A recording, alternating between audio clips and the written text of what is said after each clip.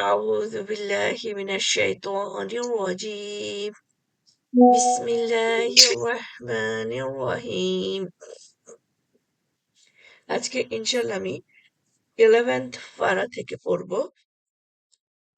11th পারা আছে হলো সূরা তওবা পড়ছিলাম। সূরা তওবার আমরা 10th পারার লাস্ট রুকুটা দুই ভাগে বিভক্ত হয়ে গেছে, 11th পারা এবং 10th পারা। সো আমি ওই রুকুটা থেকেই শুরু করছি। রুকু নাম্বার 12, পেজ নাম্বার আয়াত নাম্বার 90, সূরাতুত তওবা। আউযু বিল্লাহি মিনাশ শাইতানির রাজীম। আর বেদুইনদের মধ্য থেকে কিছু ওজর পেশকারী লোক এলো যেন তাদের অব্যাহতি দেওয়া হয়। আর একেবারেই বসে রইল সেসব লোক যারা মিথ্যা বলেছিল আল্লাহর সাথে ও তার রাসূলের সাথে। তাদের মধ্যে যারা কুফরি করেছে তাদের উপর অচিরেই যন্ত্রণাদায়ক শাস্তি আপতিত হবে। কোনো অপরাধ নেই তাদের, যারা দুর্বল, যারা পীড়িত, যারা ব্যয় ভার বহনে অসমর্থ। যদি তাদের আন্তরিকতা থাকে আল্লাহ ও তার রাসূলের প্রতি, নেককারদের বিরুদ্ধে অভিযোগের কোনো পথ নেই। আল্লাহ পরম ক্ষমাশীল, পরম দয়ালু। আর তাদেরও কোনো অপরাধ নেই যারা আপনার কাছে এসেছিল যেন আপনি তাদের বাহন দেন। আপনি বলেছিলেন, আমার কাছে এমন কোনো বাহন নেই যার উপর তোমাদের সওয়ার করাবো। তখন তারা ফিরে গেল আর তাদের চোখ দিয়ে অশ্রু বিগলিত হচ্ছিল, এ কারণে যে তারা এমন কিছু পাচ্ছে না যা ব্যয় করতে পারে। অভিযোগের পথ তো রয়েছে তাদের বিরুদ্ধে, যারা আপনার কাছে অব্যাহতি প্রার্থনা করে অথচ তারা বিত্তশালী। তারা আনন্দিত হয়েছে অন্তঃপুরবাসিনীদের সাথে থেকে যেতে পারায় এবং মোহর মেরে দেওয়া হয়েছে তাদের অন্তরে, ফলে তারা জানেই না।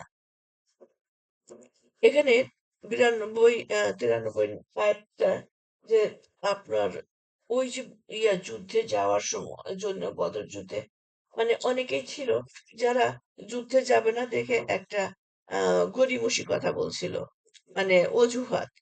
আবার কিছু মানুষ যুদ্ধে যাবে আর সে একাগ্রচিত্তে আছে, তারা কোনো যান পাচ্ছে না, পরিবহন পাচ্ছে না, তারা কি হচ্ছে অপেক্ষায় থেকে কাঁদতে কাঁদতে চলে যাচ্ছে। আবার কিছু মানুষ তারা কি করেছে, তারা ঘরে আছে কিন্তু তাদের অ্যাবিলিটি ছিল তারা করবে। ওর নাম কি, আহ তাদের কাছে ঘোড়া ছিল, উট ছিল, যেগুলো তারা ব্যবহার করতে পারত, কিন্তু তারা সেটা করেনি। তার মানে যাদের আন্তরিকতা ছিল যুদ্ধে যাওয়ার তাদের পরিবহন নাই, আর যাদের আছে তাদের আন্তরিকতা নাই। এখানে মানে এই যুদ্ধে যাওয়া না যাওয়া নিয়ে কিছু সাহাবার তওবার আল্লাহ কবুল করেছিলেন, 3 জন সাহাবার, সেটা থেকে সূরা তওবাটারও নামকরণ হয়েছিল। আচ্ছা, এবার আমরা একাদশ পারাতে আসি। দ্যাটস মিন 11 পারা, 94 নম্বর আয়াত, সূরাতুত তওবা। তারা তোমাদের কাছে অজুর পেশ করবে যখন তোমরা তাদের কাছে ফিরে আসবে। আপনি বলে দিন, তোমরা অজুর পেশ করো না, আমরা কখনো তোমাদের বিশ্বাস করব না। আল্লাহ তো আমাদের জানিয়ে দিয়েছেন তোমাদের খবর, আর ভবিষ্যতেও আল্লাহ তোমাদের কার্যকলাপ লক্ষ্য রাখবেন এবং তার রাসূলও। তারপর তোমাদের প্রত্যাবর্তিত করা হবে গোপন ও প্রকাশ্যে পরিজ্ঞাতা আল্লাহর কাছে। তখন তিনি তোমাদের জানিয়ে দেবেন যা তোমরা করতে। তখন কেউ এসে ওজোর করছে যে আম রাসূলুল্লাহ আমার এই কারণের জন্য আমি এটা যেতে পারি নাই, এটা হয় নাই। আল্লাহ বলতেছেন কি রাসূল বলতেছেন যে, ওজরের দরকার নাই। তোমরা তো হয়ে গেলা। তোমাদেরকে চিনেছি। আর আল্লাহ তো জানেন। রাসূলও জানছেন। সো আ পরবর্তীতে আমরা সেভাবেই বুঝবো। এখন দেখেন আমাদের জীবনেও আমরা যখন করি, এরকম বহুত আছে, সেটা কি? ওজর দেই। আমার এইজন্য আমি মসজিদে যেতে পারছি না। এই কারণে আমি এটা করতে পারছি না। আমার একটু গ্যাস হচ্ছে, রোজা করতে পারছি না। বাট আল্লাহ তো সবই জানেন। আল্লাহর সাথে কোনো ওজর চলে না।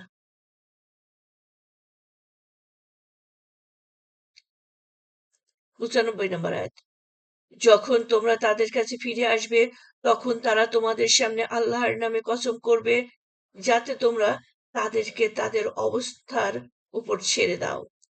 সুতরাং তোমরা তাদের থেকে বিরত থাকো, তারা তো অপবিত্র, আর তাদের বাসস্থান হলো জাহান্নাম।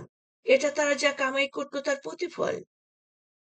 তাহলে এই ওজর দিয়ে ইসলামের কাজ না করা, আল্লাহ এখানে কত বড় ভয়ঙ্কর কথা বললেন। তাদের পরিণাম তো জাহান্নাম। ওজর দিচ্ছে, বাট আমি আল্লাহ সব জানি। তারা তোমাদের সামনে কসম করবে যাতে তোমরা তাদের প্রতি রাজি হও। যদি তোমরা তাদের প্রতি রাজি হয়ে যাও, তবুও আল্লাহ এসব ফাসেক লোকদের প্রতি রাজি হবেন না। মরুবাসীরা কুফরি ও মুনাফিকিতে অত্যন্ত কঠোর, এবং তারা সেসব হুকুম হাকাম না জানারই যোগ্য যে আল্লাহ তার রাসূলের উপরে নাজিল করেছেন। আল্লাহ সর্বজ্ঞ, হিকমতওয়ালা। আর মরুবাসীদের মাঝে কেউ কেউ তারা যা ব্যয় করে তাকে জরিমানা মনে করে, এবং তোমাদের প্রতি দুর্দিনের প্রতীক্ষায় থাকে। দুর্দিন তাদেরই উপর আসুক, আল্লাহ সর্বশ্রোতা, সর্বজ্ঞ। সো এই যে এখানে যুদ্ধর কথা মরুবাসীদের ডিসক্রিপশন করা হচ্ছে, কৃপণ লোক। এখন এই যে বলছে মরুবাসীদের মাঝে কেউ কেউ তারা যা ব্যয় করে তাকে জরিমানা মনে করে। এখনো আমাদের দেশে, দেশে বলবো না, মুসলিমদের মধ্যে প্রচুর আছে জাকাতটাকে জরিমানা মনে করে। মনে করে আমি এত কষ্ট করে সংসার চালায় ১০টা টাকা গুছিয়েছি, সেই টাকার আবার ২.৫% ৳২.৫ মানুষকে দিয়ে দিতে হবে। হ্যাঁ? কিন্তু সে চিন্তা করে না এই সংসার ব্যয়ের এই যে টাকাটা আমার অবশিষ্ট আছে সেটা আল্লাহ আমাকে দিয়েছে। আল্লাহ আমাকে ১ বছর থাকা, খাওয়া, পড়া, চিকিৎসা সবকিছু ফ্রি করে দিয়েছেন। সবকিছু খরচ করার পরে এই টাকাটুকু অতিরিক্ত দিয়েছেন।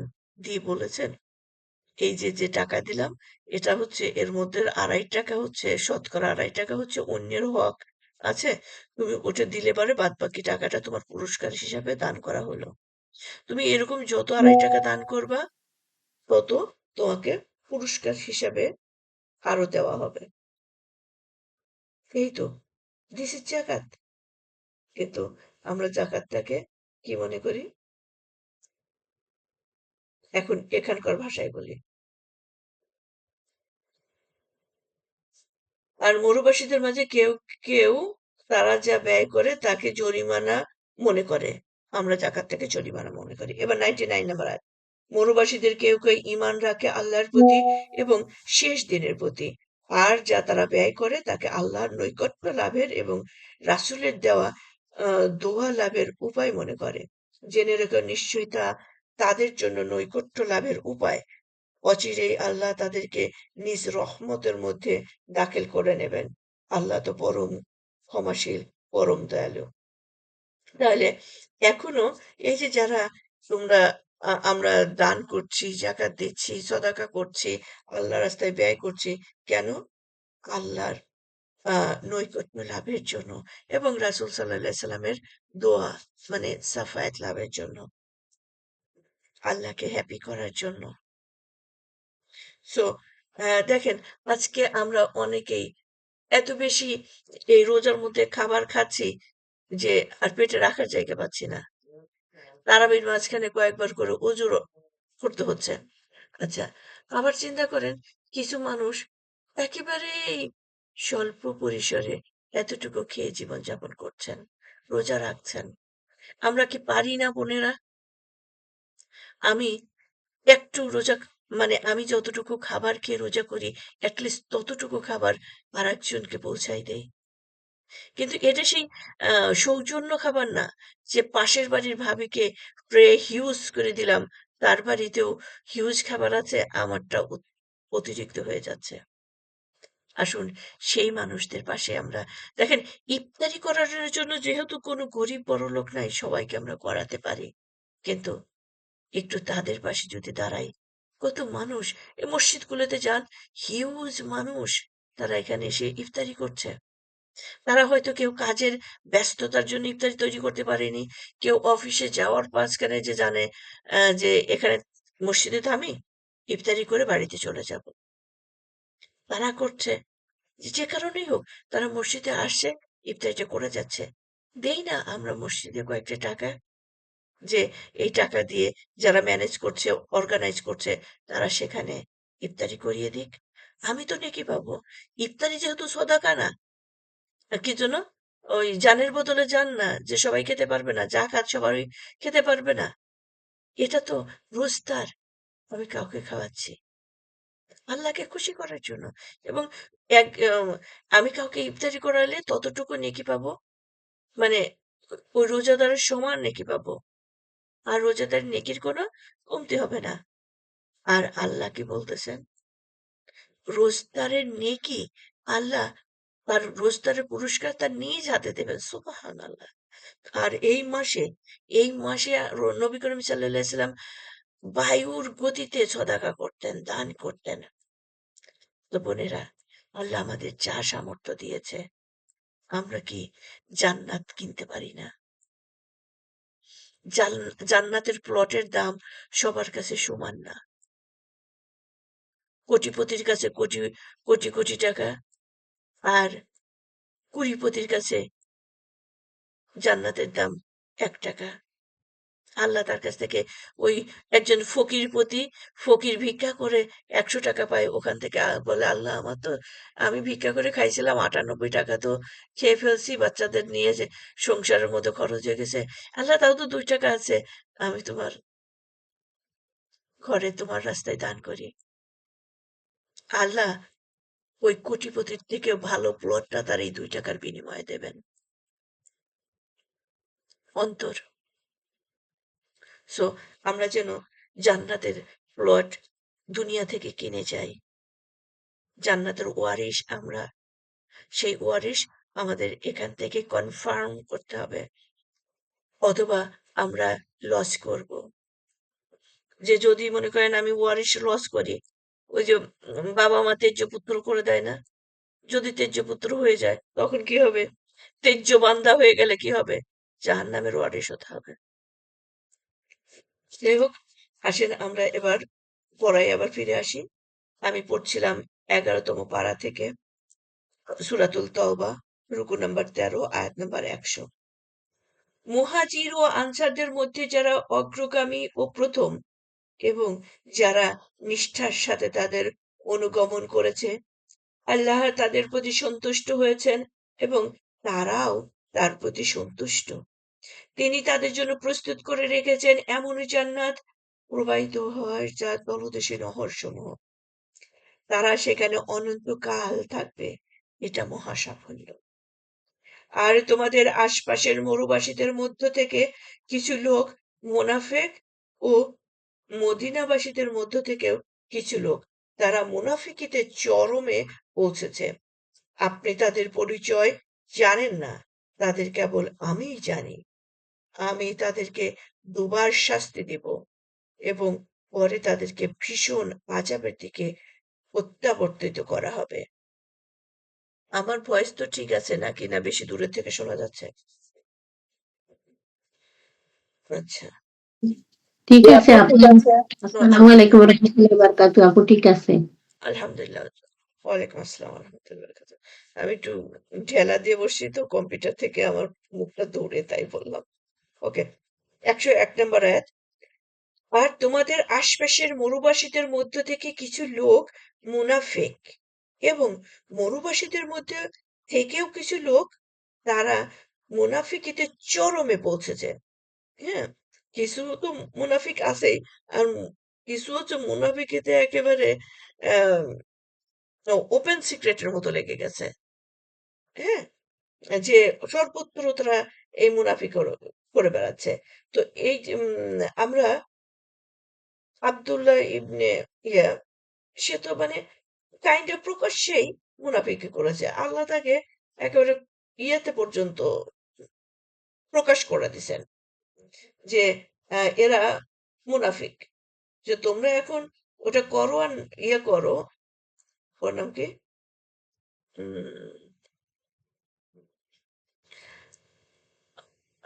রাসূল ডিক্লেয়ার করুক আর না করুক, বাট আল্লাহ ডিক্লেয়ার করে দিয়েছেন কোরআনে। আচ্ছা, আপনি তাদের পরিচয় জানেন না, তাদের কেবল আমিই জানি। এই যে আল্লাহ বলে দিচ্ছেন, আপনি তাদের পরিচয় জানেন না, আপনি তো আর গায়েব জানেন না, বাট আমি তো ওদের মনের খবরও জানি, বাইরের খবরও জানি। বাইরে এসে আপনাকে একেবারে কোলাকুলি করে বলল যে হ্যাঁ আপনারই আমি, কিন্তু সামনে থেকে গিয়ে বলে যে আমি তো লোক দেখানোর জন্য করি। আমি তাদেরকে দুবার শাস্তি দিব এবং পরে তাদেরকে ভীষণ আযাবের দিকে প্রত্যাবর্তিত করা হবে। তাহলে মুনাফিকদের জন্য বলতেছে দুবার শাস্তি, সবাইকেই তো শাস্তি দিচ্ছেন। আবার অন্য অন্য জায়গায় পেয়েছে যে কাফের মানে যারা গুনাহ করছে তারা ডাবল ডাবল শাস্তি পাবে। একটা হচ্ছে আমি নিজে করার জন্য, আর একটা হচ্ছে আরেকজনকে শেখানোর জন্য। তো আহ, নেকিটা ওরকমই পাওয়া যায়, একটা হলো নিজে আমল করার জন্য, আরেকটা হচ্ছে নিজেকে শেখানোর জন্য, অন্যকে শেখানোর জন্য। এবং কবরে শায়িত অবস্থায়ও ভালো কাজের নেকিগুলো পাওয়া যায়। যাদেরকে আমি শিখিয়েছি তারা আমল করছে সেই নেকিগুলো এবং সিলসিলা আকারে। খারাপ কাজেরও সেম। আমি কাউকে খারাপ শেখাচ্ছি, সে আমি কবরে শুয়ে আছি, সে খারাপ করছে, আমি কবরে শুয়ে শুয়েই খারাপ কাজের গুণাগুলো পাচ্ছি। আবার সে যেটা আহ, প্রতিষ্ঠিত করে আরো ফলোয়ার তৈরি করে রেখে যাচ্ছে, তাদের গুণাও আমার কাছে চলে আসছে। আর তারপরে এবং পরে তাদেরকে ভীষণ আযাবের দিকে প্রত্যাবর্তন করা হবে। ১০২ নম্বর, আরো কিছু লোক আছে যারা নিজেদের পাপ স্বীকার করেছে। তারা এক নেক কাজের সাথে অন্য বদ কাজ মিশ্রিত করেছে। আশা করা যায় আল্লাহ তাদের ক্ষমা করবেন। নিশ্চয়ই আল্লাহ পরম ক্ষমাশীল, পরম দয়ালু। এইবারে আমাদের আয়াত পেয়ে গেছি। দেখেন এটা আমাদের আয়াত। ১০২ নম্বর, আরো কিছু লোক আছে যারা নিজেদের পাপ স্বীকার করেছে। আসলে তো আমরা প্রচুর গুনাহ করি, তাই না? গুনাহ করেছি। তারা এক নেক কাজের সাথে অন্য বদ কাজ মিশ্রিত করেছে। আমরা রোজাও করছি, তারাবি করছি, কিয়ামুল লাইল করছি, আবার ঘরে ঢুকে এসে একটা সাইয়ানা সাইয়ানা মুভি দেখা শুরু করে দিলাম, তাই না?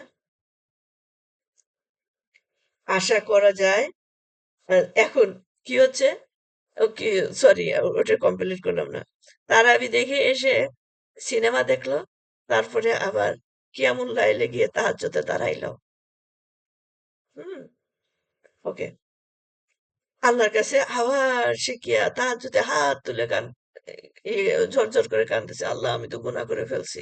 হ্যাঁ, এখন তাদের জন্য এই যে up and down up and down, আশা করা যায় আল্লাহ তাদের ক্ষমা করবেন। ডাইরেক্ট কিন্তু বলে নাই তাদের ক্ষমা করে দেব, আশা করা যায়। নিশ্চয়ই আল্লাহ পরম ক্ষমাশীল, পরম দয়ালু। যেহেতু আল্লাহ ক্ষমাশীল, যেহেতু আল্লাহ দয়ালু, আমরা আশা করতেই পারি, তাই না? তাই বলে কিন্তু আবার এটা জায়েজ করে নিব না যে আহ, ওই এসে এসে আমরা ওই ফেসবুক দেখবো, টিভি দেখবো, এই করব, অন্যের মনে কষ্ট দিব, ঝগড়া করব, আবার আল্লাহর কাছে মাপ চাবো। এটা অভ্যাসে পরিণত করব না। সাডেনলি হয়ে যায় যে এখানে আল্লাহর উপরে ভরসা রাখা, তাওয়াক্কুল রাখা, যে আল্লাহ আমাদের গুনাহ মাফ করে দেবেন। আচ্ছা বোনেরা, মনে করেন তো, যদি এরকম খালি প্লাস মাইনাস হলো, গুনাহ করলাম আল্লাহ মাফ করে দিল, গুনাহ করলাম আল্লাহ মাফ করে দিল, তাইলে আমরা পরকালে যদি কেউ জান্নাতে যাই এই অবস্থায়, আমরা কি আল্লাহর সান্নিধ্য প্রাপ্তদের মধ্যে শামিল হব? নো, কোনো মতো ইন করার ক্রিয়া পাবে। যারা জান্নাতে যাবে তাদের তো প্রত্যেকেরই ইন্টেনশন থাকবে আমি আল্লাহর প্রতিবেশী হব। তাই না? আমাদের নেক কাজ করতে হবে, নেক আমল করতে হবে। আমি আল্লাহর প্রতিবেশী হব। আমি সবসময় আল্লাহকে দেখতে চাই। আল্লাহর সাথে কথা বলতে চাই। দুনিয়ার জীবনে বলবো আমি সেই জান্নাতে বসেও আমি আল ইয়ার হযরত আসিয়ার প্রতিবেশী হতে চাই। আমি হযরত মারিয়াম, হযরত খাদিজার প্রতিবেশী হতে চাই। আমি হযরত আয়েশার বান্ধবী হতে চাই। আমাদের চাওয়াটা এরকম থাকবে আল্লাহর কাছে। আল্লাহর কাছে চাইলে আল্লাহ তো কাউকে ফিরিয়ে দেন না। না বলতে লজ্জা বোধ করেন। তাইলে আমি কেন হযরত আয়েশার বান্ধবীত্ব চাবো না? আমার তো মনে হয় ইস! উনি যদি আমার বেস্ট ফ্রেন্ড হতেন। ইস! আ হযরত খাদিজা যদি আমার মায়ের মতো হতেন, হ্যাঁ? জান্নাতে গিয়ে যদি উনাকে একবার মা বলে ডাকতে পারতাম। আমার খুব মনে হয় যে উনাকে একটু জড়ায় ধরে একবার মা বলে ডাকি। সেটা কি আমাদের সৌভাগ্য হবে?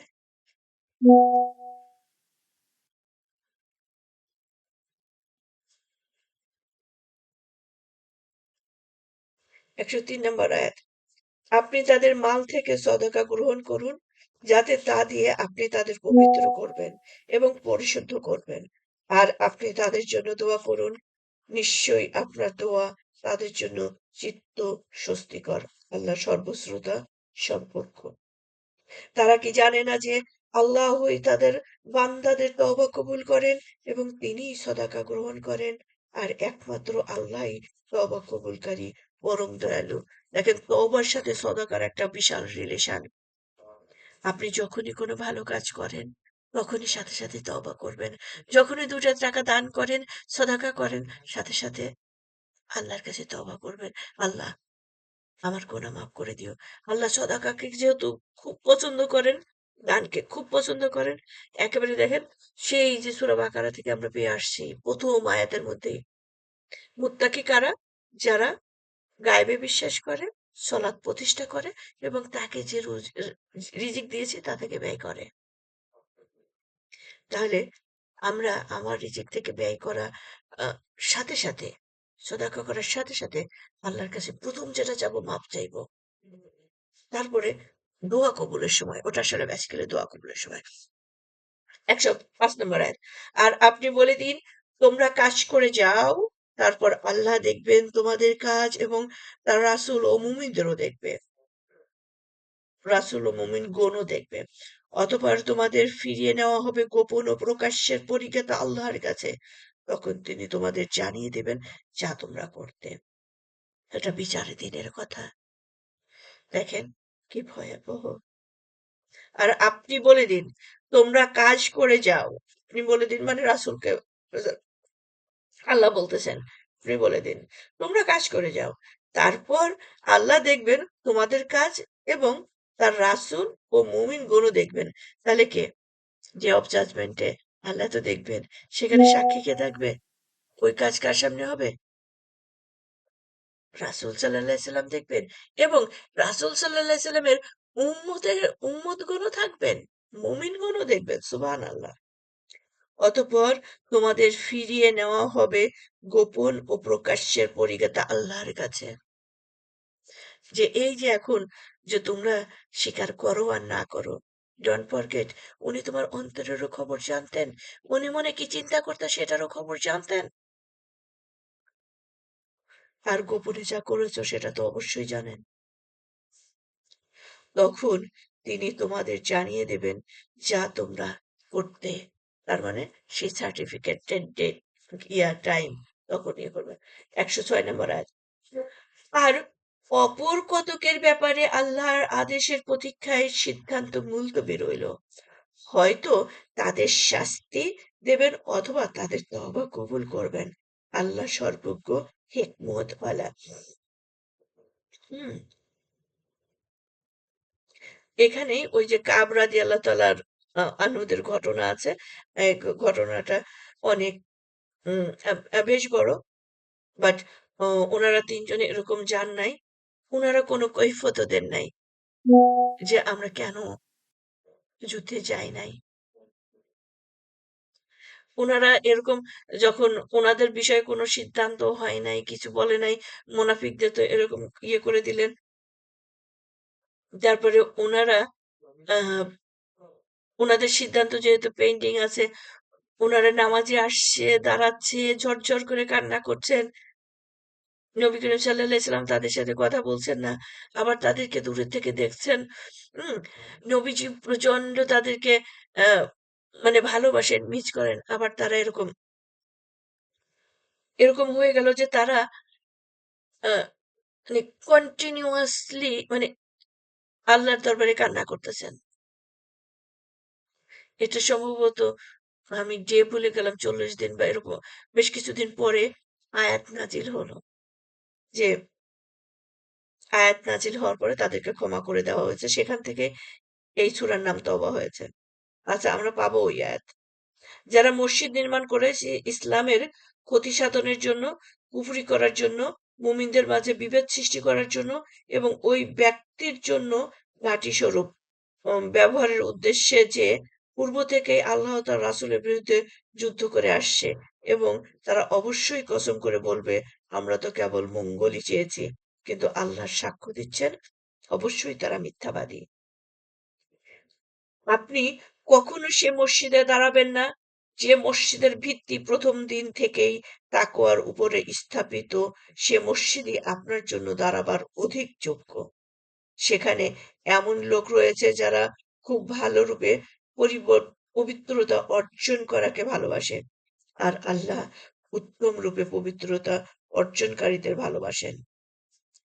তবে কি সে ব্যক্তি উত্তম যে স্বীয় গৃহের ভিত্তি আল্লাহর ভিত্তির উপর এবং তার সন্তুষ্টি বিধানের উপর স্থাপন করেছে, নাকি ওই ব্যক্তি উত্তম যে তার গৃহের ভিত্তি স্থাপন করেছে এক গর্তের পতনমুখে কিনারায়, ফলে সে গৃহ তাকে নিয়ে জাহান্নামের আগুনে পতিত হয়। আল্লাহ জালিম কওমকে পথ দেখান না।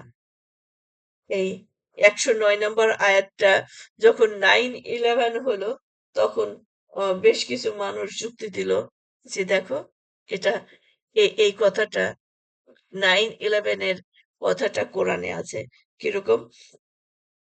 9-11 ওটা এটা 11 নম্বর পারা, আর হচ্ছে 9 নম্বর সূরা। আর 109 কে জন্য আর একটা কি ইয়ে করেছিলেন, যে এরকম 11 নম্বর পাড়ায় 9 নম্বর সূরার মধ্যে এটা আছে।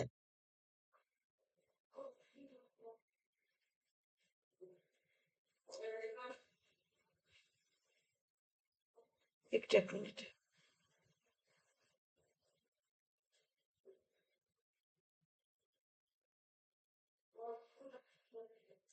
ওকে, 109 নম্বর আয়াতে কি বলছিল তাহলে? তবে কি সে ব্যক্তি উত্তম যে স্বীয় গৃহের ভিত্তি আল্লাহর ভিত্তির উপরে এবং তার সন্তুষ্টি বিধানের উপর স্থাপন করেছে, নাকি ওই ব্যক্তি উত্তম যে তার গৃহের ভিত্তি স্থাপন করেছে এক গর্তের পতন মুখের কিনারায়, মানে টুইন টারটা তো হচ্ছে নদীর পাড়ে, নাকি ওই ব্যক্তি, আচ্ছা, ফলে সে গৃহ তাকে নিয়ে জাহান্নামের আগুনে পতিত হয়। মানে এই যে এই গৃহটার মধ্যে তো আম যা কিছু হতো মানে ওটা ধ্বংস হলো। মানে এরকম কি সব যুক্তি দিয়েছিল। এই যে 110, তাদের ইমারত যা তারা নির্মাণ করেছে তাদের অন্তরে সর্বদা খটকা সৃষ্টি করতে থাকবে, যে পর্যন্ত না তাদের অন্তর চৌচির হয়ে যায়। আর আল্লাহ হলেন সর্বত্র হিকমতওয়ালা। 14 নম্বর রুকু, 111 নম্বর আয়াত, সূরাতুল তওবা। নিশ্চয়ই আল্লাহ খরিদ করে নিয়েছেন মুমিনদের থেকে তাদের জান ও তাদের মাল, এবং বিনিময়ে যে অবশ্যই তাদের জন্য রয়েছে জান্নাত। সুবহানাল্লাহ, আলহামদুলিল্লাহ, আল্লাহু আকবার। তারা যুদ্ধ করে আল্লাহর পথে, কখনো হত্যা করে এবং কখনো নিহত হয়। তাওরাত, ইনজিল ও কোরআন এ সম্পর্কে সত্য ওয়াদা রয়েছে। আল্লাহর চাইতে নিজের ওয়াদা অধিক পালনকারী আর কে আছে? সুতরাং তোমরা আনন্দ করো তোমাদের সে সওদার জন্য যা তোমরা তার সাথে করেছ, আর তা হলো বিরাট সাফল্য। তাহলে মুমিনের সাথে আল্লাহ আমরা সওদা করছি। সওদা করতে গেলে কি হয়? কোনো কিছু বিনিময় একটা পেতে আরেকটা জিনিস দিতে হয়। আমি একটা পণ্য এখন কিনলাম। আমি এখন মনে করেন যে ইটস ওকে ৫ কেজি মাংস কিনলাম। সেজন্য আমাকে টাকা দিতে হচ্ছে। তাইলে আমি টাকা দিলাম, মাংসটা পেলাম। এটাই তো বেচাকেনা। তাহলে আল্লাহ বলতেছেন নিশ্চয়ই আল্লাহ খরিদ করে নিয়েছেন মুমিনদের থেকে তাদের জান ও তাদের মাল। আল্লাহ কিনে নিয়েছেন। আমাদের কি নিয়েছেন? আমাদের জান নিয়েছেন, আমাদের মাল নিয়েছেন। আমাদের সহায় সম্পত্তি সবকিছু সবকিছু মানে আমাদের যতখানি আল্লাহ এক্সেস দিয়েছেন সেখান থেকে আমরা সবসময় ব্যয় করব। আর জান, আমার জানের আমার কোনো স্বাধীনতা নাই। আমার জানের উপরে, আমার কলবের উপরে আমার কোনো এখতিয়ার নাই। আমি একজন দাস। আমার রব আমাকে বলেছেন দাঁড়িয়ে থাকো, আমি দাঁড়িয়ে থাকবো। আমার রব বলেছেন উঠে বসে শুয়ে তোমার ইবাদত করো। আমার রব আমাকে যেভাবে বলেছেন সেভাবেই করব। আমি বলবো না আমার এখন ভাল লাগছে না, ৫ ওয়াক্ত নামাজ অতিরিক্ত একবার পড়লেই হয়ে যায় ইত্যাদি ইত্যাদি। নো, আমি তো বিকৃত। আমি অলরেডি সেল করে দিয়েছি।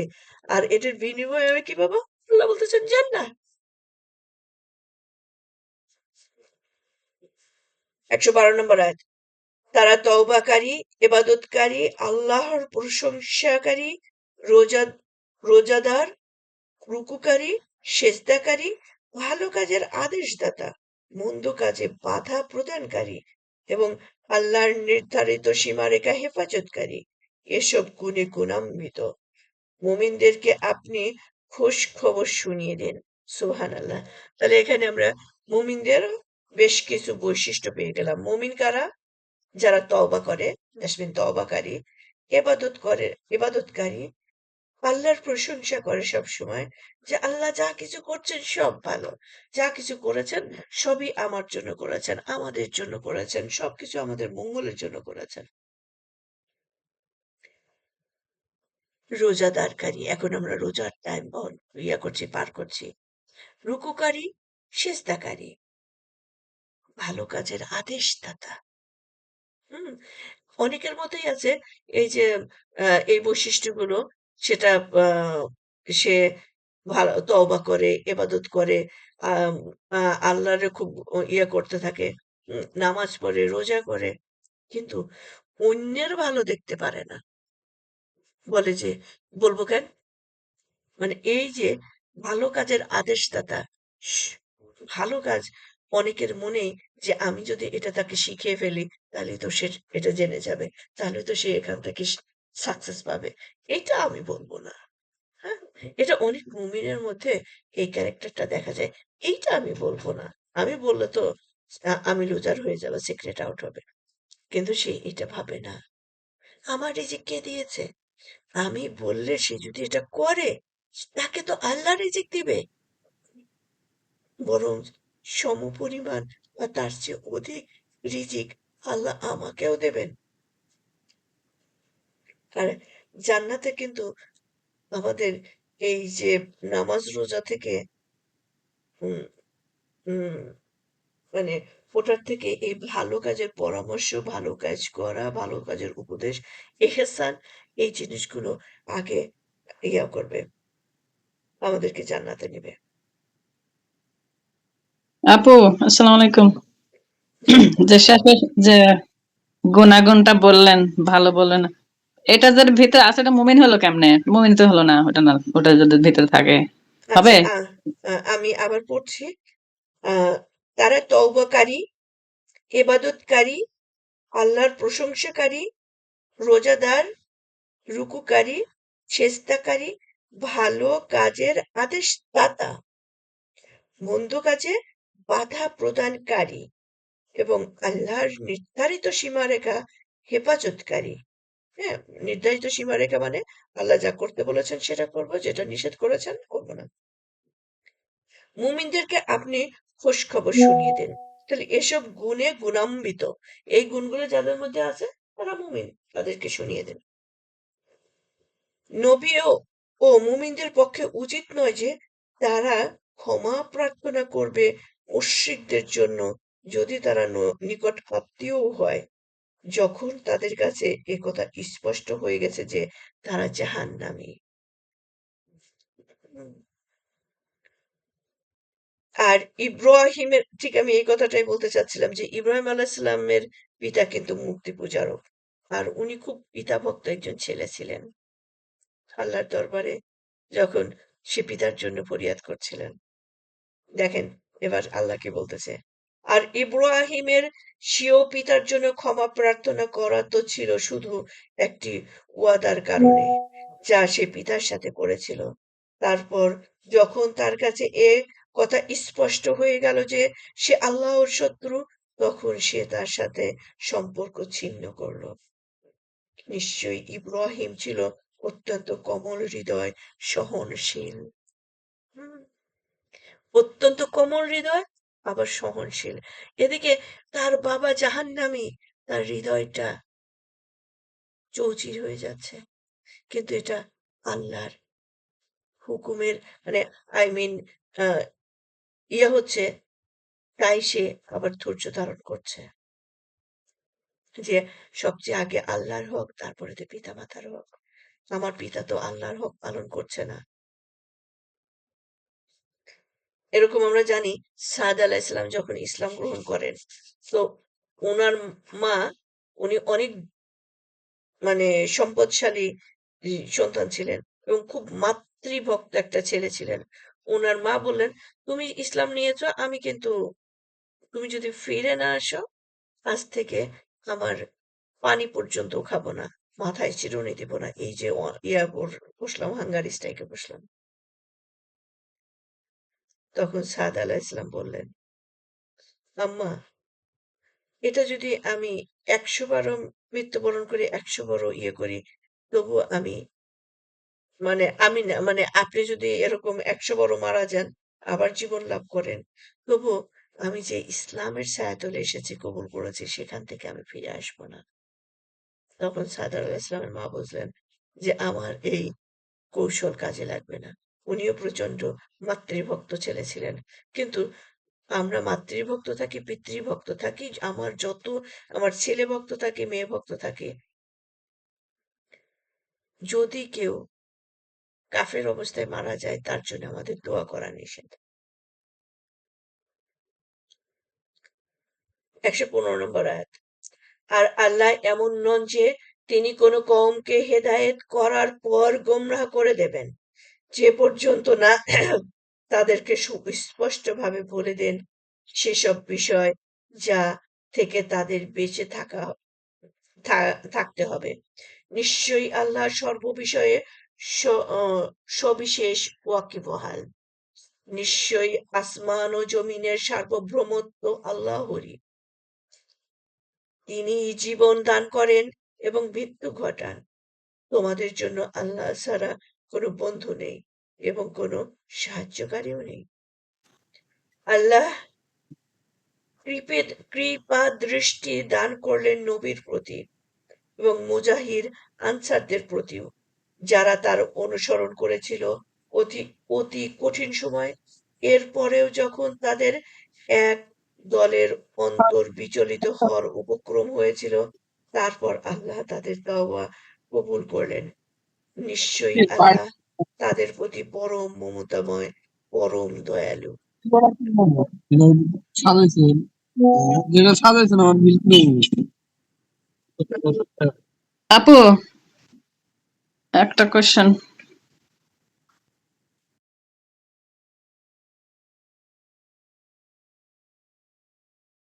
নিশ্চয়ই আসমান ও জমিনের সার্বভৌমত্ব আল্লাহরই। তিনি জীবন দান করেন এবং মৃত্যু ঘটান। তোমাদের জন্য আল্লাহ ছাড়া কোনো বন্ধু নেই এবং কোনো সাহায্যকারীও নেই। আল্লাহর কৃপা দৃষ্টি দান করলেন নবীর প্রতি এবং মুজাহির ও আনসারদের প্রতিও, যারা তার অনুসরণ করেছিল অতি কঠিন সময়ে।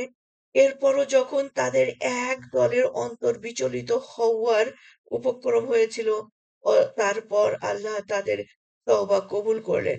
নিশ্চয়ই আল্লাহ তাদের প্রতি পরম মমতাময়, পরম দয়ালু। আর ওই ৩ ব্যক্তির প্রতিও তিনি কৃপাদৃষ্টি দান করলেন, যাদের ব্যাপার মুলতবি রাখা হয়েছিল। এমনকি যখন জমিন প্রশস্ত হওয়া সত্ত্বেও তাদের উপর সংকুচিত হয়ে গেল এবং তাদের জীবনও তাদের জন্য সংকীর্ণ হয়ে পড়ল। আর তারা বুঝতে পারল যে আল্লাহর দিকে রুজু হওয়া ছাড়া কোনো আশ্রয় পাওয়ার উপায় নাই। তখনই তিনি তাদের প্রতি কৃপাদৃষ্টি দান করলেন, তাতে তারা তওবা করে। নিশ্চয়ই আল্লাহই পরম তওবা কবুলকারী, পরম দয়ালু। এই সেই আয়াতের মাধ্যম দিয়ে তাদেরকে তওবা কবুল করা হয়েছে।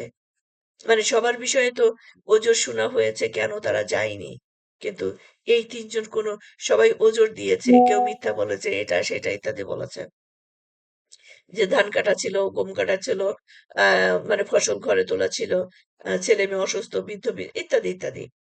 কিন্তু এই ৩ জন কোনো ওজর দেয়নি। এই ৩ জন বলছে আমরা গাফেল, আমরা যাই নাই, আমাদের কোনো ওজর ছিল না, ওজর নাই, আমরা কি ওজর দিব, আমরা যা ওজর ছিল সেগুলো ফেলে আমরা যেতে পারতাম। তো এই এতদিনের মাথায় তাদের সেই আর ওই ৩ ব্যক্তির প্রতিও তিনি কৃপাদৃষ্টি দান করলেন, যাদের ব্যাপার মুলতবি রাখা হয়েছিল। এমনকি যখন জমিন প্রশস্ত হওয়া সত্ত্বেও তাদের উপর সংকুচিত হয়ে গেল, যখন সবার কথা করছে, সবাইকে মাফ করে দিচ্ছে, সবাইকে, কিন্তু এদের সাথে আল্লাহ রাসূল কথা বলছেন না। মানে এদের মনে হচ্ছে যে আমার মানে যাওয়ার জায়গা নাই, মাটিটা যদি অর্ধেক হয়ে যেত, ফাঁকা হয়ে যেত, আমি যদি ভিতরে ঢুকে যেতাম। এই কথা কোরআনেও উল্লেখ করে দিয়েছেন। সুবহানাল্লাহ। এই পৃথিবীটা এত বড় হওয়া সত্ত্বেও তাদের মানে নিঃশ্বাস বন্ধ হয়ে আসছিল। ওকে, এই ছিল আমরা তো এখন ওকে, যাই হোক, আল্লাহর কাছে আমরা সবসময় তওবা করব। আল্লাহ তওবা কবুলকারী। আল্লাহর কাছে কেউ তওবা করলে আল্লাহ তাকে ফিরিয়ে দেন না। এখন পড়ব 15 নম্বর রুকু, সূরাতুত তওবা 119 নম্বর আয়াত। ওহে যারা ঈমান এনেছো, তোমরা আল্লাহকে ভয় করো এবং সত্যবাদীদের সাথী হয়ে যাও। মদিনাবাসী ও তাদের পার্শ্ববর্তী মরুবাসীদের পক্ষে সমীচীন নয় আল্লাহর রাসূলের সঙ্গ ত্যাগ করে পেছনে থেকে যাওয়া এবং রাসূলের জীবনের চেয়ে নিজেদের জীবনকে প্রিয় মনে করা। এ কারণে যে আল্লাহর পথে তাদের যে পিপাসা, ক্লান্তি, ক্ষুধা ক্লিষ্ট করে এবং তাদের এমন পদক্ষেপ যা কাফেরদের ক্রোধের উদ্রেক করে। আর শত্রুপক্ষ থেকে যা কিছু আছে প্রাপ্ত হয়, যা কিছু তারা প্রাপ্ত হয়, তার প্রতিটির বিনিময়ে তাদের জন্য একটি নেক আমল লিখিত হয়। নিশ্চয়ই আল্লাহ নেককারদের শ্রমফল বিনষ্ট করেন না। রদিতু বিল্লাহি রব্বা ওয়া বিল ইসলামি দীনা ওয়া বি মুহাম্মদ রাসূলুল্লাহ। আর তারা যা কিছু ব্যয় করে, ছোট অথবা বড়, এবং যত প্রান্তরেই তারা অতিক্রম করে, তার সবই তাদের নামে লিখিত হয়, যেন আল্লাহ তাদেরকে উত্তম পুরস্কার প্রদান করেন তাদের কৃতকর্মের। আর মুমিনদের সকলের একত্রে অভিযানে বের হওয়া সমীচীন নয়। অতএব তাদের প্রত্যেক দল থেকে একটি অংশ কেন বের হয় না, যাতে অবশিষ্ট লোকেরা দ্বীনের জ্ঞান অর্জন করতে পারে এবং যাতে তারা সতর্ক করতে পারে তাদের কওমকে, যখন তারা তাদের কওম কাছে আসবে, যেন তারা সাবধান হয়।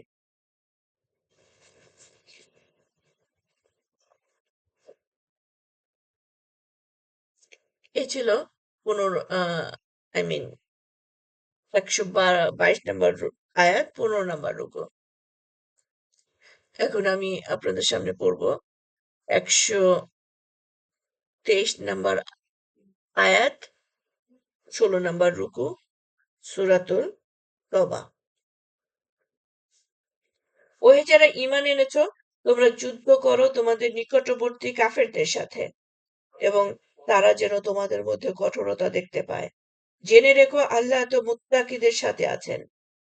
আর যখনই কোনো সূরা নাজিল করা হয়, তখন তাদের মধ্যকার কেউ কেউ বলে, এ সূরাটি তোমাদের কার ঈমান বৃদ্ধি করলো?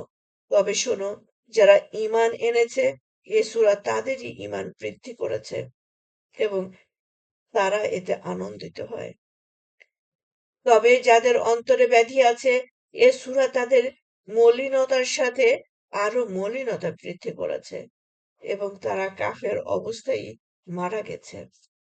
তারা কি দেখে না যে তারা প্রতি বছর একবার কি দুবার বিপর্যস্ত হয়, তবুও তারা তওবা করে না এবং উপদেশ গ্রহণ করে না। আর যখনই কোনো সূরা নাজিল করা হয় তখন তারা একে অপরের দিকে তাকায় এবং বলে, কোনো মুমিন তোমাদেরকে দেখছে কি? তারপর তারা সরে পড়ে। আল্লাহ তাদের অন্তরকে ফিরিয়ে দিয়েছেন, কেননা তারা নির্বোধ লোক। তাহলে তারা কিন্তু কোরআন বিশ্বাস করত, তারা জানতো এগুলো আসছে, আল্লাহ রসুল সত্য, কোরআন সত্য, তারা শুনতেও আসতো, দেখি তো আজকে কি কথা হলো, কিন্তু তাদের ইগোর জন্য তারা গ্রহণ করেনি। আবার শুনতে এসে একজন আরেকজনের সাথে চোখাচোখি হয়ে যেত, আবার বলতো বেটা তুইও কাফের আমিও কাফের, তাড়াতাড়ি পালা, ওরা মুমিনরা কিন্তু দেখে ফেলবে। তোমাদের কাছে এসেছেন তোমাদের মধ্য থেকে একজন রাসূল, তার পক্ষে অতি দুঃসহ দুর্বহ সেসব বিষয় যা তোমাদেরকে বিষণ্ণ করে। তিনি তোমাদের অতিশয় হিতকামী, মুমিনদের প্রতি বড়ই স্নেহশীল, বড়ই দয়ালু। আল্লাহ আমাদেরকে মুমিনের অন্তর্ভুক্ত করে নিন, আপনার রহমত দান করুন এবং নবীজির সাফায়াত দান করুন। এতৎসত্ত্বেও তারা যদি মুখ ফিরিয়ে নেয় তবে আপনি বলে দিন, আমার জন্য আল্লাহই যথেষ্ট, তিনি ছাড়া অন্য কোনো মাবুদ নেই, তারই উপর আমি ভরসা করি এবং তিনি বিরাট আরশের অধিপতি। তাহলে আমরাও বলবো, আমার জন্য আল্লাহই যথেষ্ট, তিনি ছাড়া আর কোনো মাবুদ নেই। এই ছিল সূরাতুত তওবা।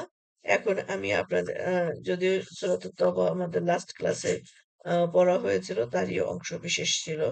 আমরা আজকে ৯০ আয়াত থেকে শেষ পর্যন্ত ১২৯ আয়াত পর্যন্ত পড়লাম। এখন পড়বো সূরা ইউনূস।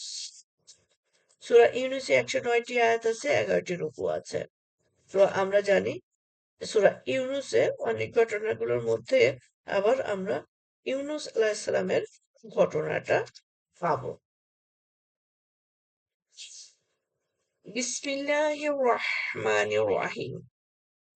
পরম করুণাময়, পরম দয়ালু আল্লাহর নামে শুরু করছি। আলিফ লাম র। এগুলো জ্ঞানগর্ভ কিতাবের আয়াত। মানুষের জন্য কি এটা আশ্চর্যজনক হয়েছে যে আমি তাদেরই মধ্য থেকে একজনের কাছে ওহী পাঠিয়েছি এই মর্মে যে আপনি সতর্ক করুন মানুষকে এবং সুসংবাদ দিন তাদেরকে যারা ঈমান এনেছে যে তাদের জন্য রয়েছে উচ্চ মর্যাদা তাদের রবের কাছে। কাফেররা বলল, নিশ্চয়ই এ ব্যক্তি তো এক প্রকাশ্যে জাদুকর। নিশ্চয়ই তোমাদের পালনকর্তা আল্লাহ, যিনি সৃষ্টি করেছেন আসমান ও জমিন ৬ দিনে, তারপর তিনি সমাসীন হন আরশে। তিনি পরিচালনা করেন প্রতিটি কাজ। সুপারিশ করার কেউ নেই তার অনুমতি ব্যতি রেখে। তিনিই হলেন আল্লাহ তোমাদের রব, কাজেই তোমরা তারই ইবাদত করো। তবুও কি তোমরা উপদেশ গ্রহণ করবে না? তারই কাছে আছে তারই কাছে তোমাদের সবাইকে ফিরে যেতে হবে। আল্লাহর ওয়াদা যথার্থ সত্য। নিঃসন্দেহে তিনি প্রথমবার সৃষ্টি করেন, তারপর তিনি তা পুনর্বার সৃষ্টি করবেন। যেন ন্যায় বিচারের সাথে বিনিময় প্রদান করেন তাদেরকে যারা ঈমান এনেছে এবং নেক আমল করেছে। আর যারা কুফরি করেছে তাদের জন্য রয়েছে উত্তপ্ত পানীয় এবং যন্ত্রণাদায়ক আযাব। তারা যে কুফরি করত তার জন্য। আল্লাহুম্মা আজিনি মিনান নার, আল্লাহুম্মা আজিনি মিনান নার, আল্লাহুম্মা আজিনি মিনান নার। তিনি এমন সত্তা যিনি বানিয়েছেন সূর্যকে প্রচণ্ড দীপ্তিময় এবং চন্দ্রকে স্নিগ্ধ আলোকময় এবং নির্ধারিত করেছেন এর জন্য মঞ্জিল, যাতে তোমরা জানতে পারো বছরের গণনা ও হিসাব। আল্লাহ এসব নিরর্থক সৃষ্টি করেননি। তিনি বিশদভাবে বিবৃতি করেন আয়াতসমূহ সেসব লোকের জন্য যারা জ্ঞান রাখে। নিশ্চয় রাত ও দিনের পরিবর্তনে এবং আসমান ও জমিনে আল্লাহ যা কিছু সৃষ্টি করেছেন তাতে নিদর্শন রয়েছে মুত্তাকি লোকদের জন্য। নিশ্চয়ই যারা আমার সাক্ষাৎ লাভের আশা রাখে না এবং পার্থিব জীবন নিয়েই পরিতুষ্ট রয়েছে এবং তাতেই নিশ্চিন্ত প্রশান্তি অনুভব করে আর যারা আমার আয়াতসমূহের ব্যাপারে গাফেল, এমন লোকদের বাসস্থান দোজখ, যাদের কৃতকর্মের দরুন আল্লাহুম্মা আজিনি মিনান নার। নিশ্চয়ই যারা ঈমান এনেছে ও নেক আমল করেছে তাদেরকে তাদের রব হেদায়েত দান করবেন তাদের ঈমানের বদৌলতে। তাদের বাসস্থান সুখময় জান্নাতে, যার তলদেশে নহরসমূহ প্রবাহিত হয়। আল্লাহুম্মা ইন্নী আসআলুকাল জান্নাহ ওয়া আউযু বিকা মিনান নার। সেখানে তাদের প্রার্থনা হবে, হে আল্লাহ, তুমি মহান, পবিত্র। আর সেথায় তাদের অভিবাদন হবে সালাম। তাদের শেষ প্রার্থনা হবে, সমস্ত প্রশংসা বিশ্বজাহানের রব আল্লাহর জন্য। আলহামদুলিল্লাহি রাব্বিল আলামিন।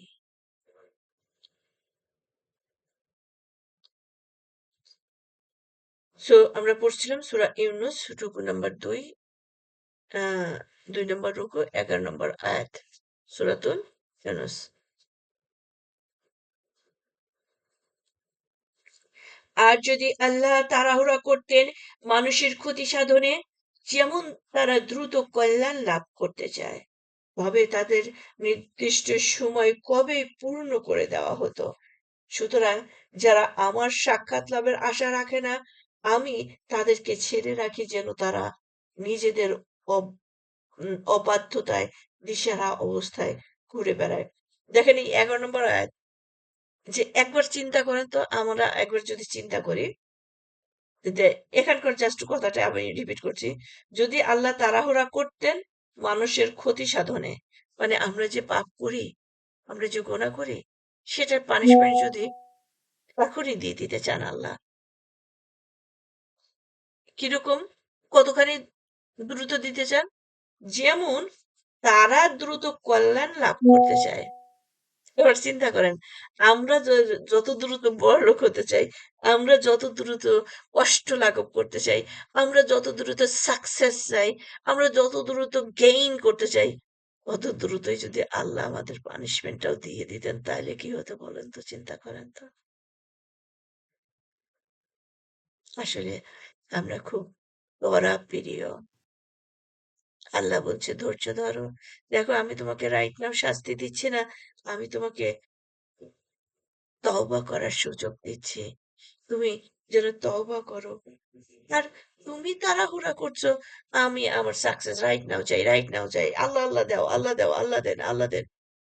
হ্যাঁ, আরে আল্লাহর কাছে কিছু চাইলে তো আল্লাহ তাকে ফিরিয়ে দেয় না। হয় আল্লাহ রাইট নাও দেবেন, আর আল্লাহ তোমার প্রয়োজনে যখন কোনো বিপদের সময় সেটা দেবেন। আর যদি রাইট নাও না পাও, বিপদে না পাও, তাহলে পরকালে কনফার্ম পাবা। বহু মানুষ আছে, নবী রাসূলরাও থাকবেন, যে ইস, সেই দিন যদি, বহুত মুমিনরা বলবে, ওই দিন যদি আমার দোয়াটা কবুল না হতো, আজকে আমি আরো নেকি পেতাম। আমরা 12 নম্বর আয়াতে আসি। 12 নম্বর আয়াত সূরা ইউসুফ 10 নম্বর পারা, সরি 11 নম্বর পারা। আর যখন মানুষকে কোনো বিপদ স্পর্শ করে তখন সে আমাকে ডাকতে থাকে, শুয়ে বসে ও দাঁড়িয়ে। তারপর যখন আমি তার থেকে সে বিপদ দূর করে দেই, তখন সে এমন হয়ে যায় যেন সে আমাকে কখনো ডাকেনি। সে বিপদ থেকে মুক্তির জন্য যা তাকে স্পর্শ করেছিল। এরূপই শোভন মনে হয় সীমা লঙ্ঘনকারীদের কাছে তাদের কৃতকর্ম। অনেকদিন বেকার অবস্থায় তুমি সার্টিফিকেট নিয়ে দৌড়াইলা, এসে নামাজ পড়তেছো, আল্লাহ আমার একটা ভালো জবের ব্যবস্থা করে দিন। যখন তুমি একটা ভালো চাকরি পেলে তখন বললা, আমার তো সবগুলো ফার্স্ট ক্লাস ছিল, আমার সার্টিফিকেট দেখেই তো ইন্টারভিউ বোর্ড একেবারে ফিদা হয়ে গেল, আমাকে কিভাবে করবে। আমিও তো ওরকমই, আমি কি আর কম? আমি তো ফার্স্ট ক্লাস পাওয়া ছাত্র। হুম, আমি লেখাপড়া করেছি, আজকে আমি সাকসেস হয়ে গেছি। আমার সার্টিফিকেট, আমার জ্ঞান আমাকে এখানে নিয়ে এসছে। তার মানে বিপদ উদ্ধার হলে আমরা এরকম বিভিন্ন ভাবে কথা বলে শিরক করি। 13 নম্বর আয়াত। আর অবশ্য আমি তোমাদের পূর্বে অনেক মানব গোষ্ঠীকে ধ্বংস করে দিয়েছি যখন তারা জুলুম করেছিল, অথচ তাদের কাছে তাদের রাসূলগণ এসেছিলেন স্পষ্ট নিদর্শন নিয়ে, কিন্তু তারা কিছুতেই ঈমান আনার ছিল না। এভাবেই আমি অপরাধী লোকদের প্রতিফল দিয়ে থাকি। অতঃপর আমি তোমাদেরকে প্রতিনিধি করেছি পৃথিবীতে তাদের স্থলে, যেন আমি দেখে নেই তোমরা কিরূপ কাজ করো। আর যখন তেলাওয়াত করা হয় তাদের কাছে আমার সুস্পষ্ট আয়াতসমূহ, তখন যারা আমার সাক্ষাৎ লাভের আশা রাখে না তারা বলে, নিয়ে এসো কোনো কোরআন এটি ছাড়া, অথবা একে বদলে দাও। আপনি বলে দিন, এ আমার কাজ নয় যে এতে আমি নিজের তরফ থেকে কোনো রদবদল করব। আমি তো কেবল তারই অনুসরণ করি যা আমার প্রতি ওহী করা হয়। আমি যদি আমার রবের নাফরমানি করি তবে ভয় করি মহা দিবসের আযাবের। বলুন, যদি আল্লাহ ইচ্ছে করতেন তবে আমিও এটা তোমাদেরকে পড়ে শোনাতাম পড়ে শোনাতাম না, এবং তিনিও তোমাদেরকে এটা জানাতেন না। আমি তো অবস্থান করেছি তোমাদের মধ্যে এর পূর্বে জীবনের দীর্ঘ সময়, তবে কি তোমরা এতটুকু বুঝো না? তাহলে নবীজি বলছেন যে আমি তো তোমাদের সেই ছেলে যাকে তোমরা আল আমিন বলতা, যার উপরে তোমরা ন্যায় প্রতিষ্ঠা করতা। তোমাদের ঝগড়ায় যে কাবার বহন করে নিয়ে গেল, সেই মানুষটা যখন নবুয়ত পেল সে এত খারাপ হয়ে গেল। যখন সে এক আল্লাহর ইবাদতের দাওয়াত দিচ্ছে তখন সে খারাপ হলো। যখন তাহলে সে 40 বছর পর্যন্ত খুব ভালো ছিল, এই 40 বছরের পরে সে খারাপ হয়ে গেল। অতএব তার চেয়ে অধিক জালিম কে যে আল্লাহর প্রতি মিথ্যা আরোপ করে অথবা তার আয়াতকে অস্বীকার করে। অপরাধীরা কখনো সফল কাম হয় না। আর তারা উপাসনা করে আল্লাহকে বাদ দিয়ে এমন কিছুর যা তাদের কোনো ক্ষতিও করতে পারে না এবং কোনো উপকারও করতে পারে না। তারা বলে, এরা আল্লাহর কাছে আমাদের সুপারিশকারী। আপনি বলুন, তোমরা কি আল্লাহকে আসমান ও জমিনের এমন বিষয়ের সংবাদ দিচ্ছ যা তিনি জানেন না? তিনি পবিত্র এবং বহু ঊর্ধ্বে তা থেকে যা তারা শরিক করে। দেখেন, এই যে যেসব জিনিসের শরিক করা হয়, করা হয়, আসলে তো আহ দেবদেবীর কথা গুলো চিন্তা করেন, এটা আমি একবার বানাইছি, আমি নিজের হাতে বানিয়েই তারা সেজদা করছি। ওই দেবদেবীগুলো ওরা কি কোনো কিছু সৃষ্টি করেছে নাকি ওরা নিজে ইয়া সৃষ্ট? ওর স্রষ্টা তো আমি হাতে বানাইলাম, আর আমি বলতেছি সে আমার অনেক কিছু দিতে পারবে। ওকে। এখন বলবেন যে আচ্ছা ঠিক আছে, ওরা তো হাতের তৈরি জিনিস ছাড়াও তো যেমন সূর্যের ইবাদত করে, গরুর ইবাদত করে, সাপের ইবাদত করে। এবার ধরলাম যে সূর্য আমাদের যদি একটু ডাউন হয়ে আসে, আমাদের জ্বলে পুড়ে ছারখার হয়ে যাবে, তাই ওটার ইবাদত করে। কিন্তু এবার চিন্তা করেন তো, গরু তার কেন ইবাদত করে? ওর দুধ খায়। মানে এক এক জায়গায় এক একটা যুক্তি দিয়ে, এখন এরা কি কোনো কিছু, এইসব সৃষ্টি প্রত্যেকটা নিজেরাই বলতেছে আমরা আল্লাহর সৃষ্টি, আমরা স্রষ্টা নই, কিন্তু আমরা তাদেরকে স্রষ্টা বানিয়েছি। আজকে সাপ, সে কি দুইটা জিনিস তৈরি করেছে? একটা মাছিও তৈরি করেছে, অথবা কয়েকটা ব্যাঙ তৈরি করে রিজার্ভ করে রাখলো যে এগুলো আমি পরবর্তীতে খাবো, তাই আমরা দেখলাম ও তো অনেক কিছু পারে, ব্যাঙ তৈরি করে ফেলেছে।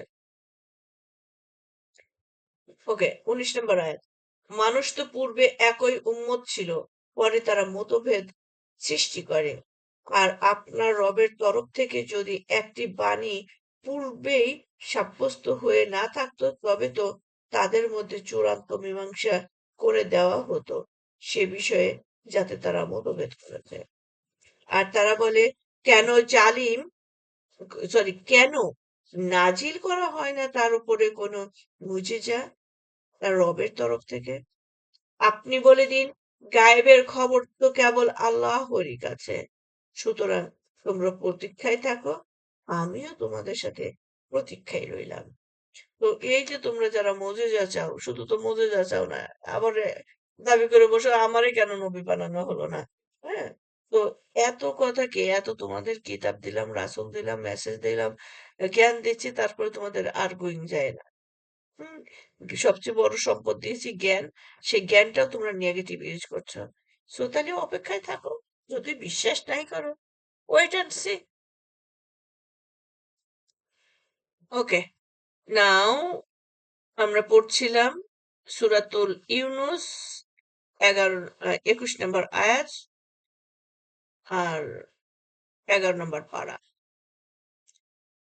আর যখনই আমি মানুষকে আস্বাদন করাই রহমত, কোনো বিপদ তাদেরকে স্পর্শ করার পর, তখনই তারা আবার আমার আয়াতসমূহ সম্বন্ধে চক্রান্তে লিপ্ত হয়।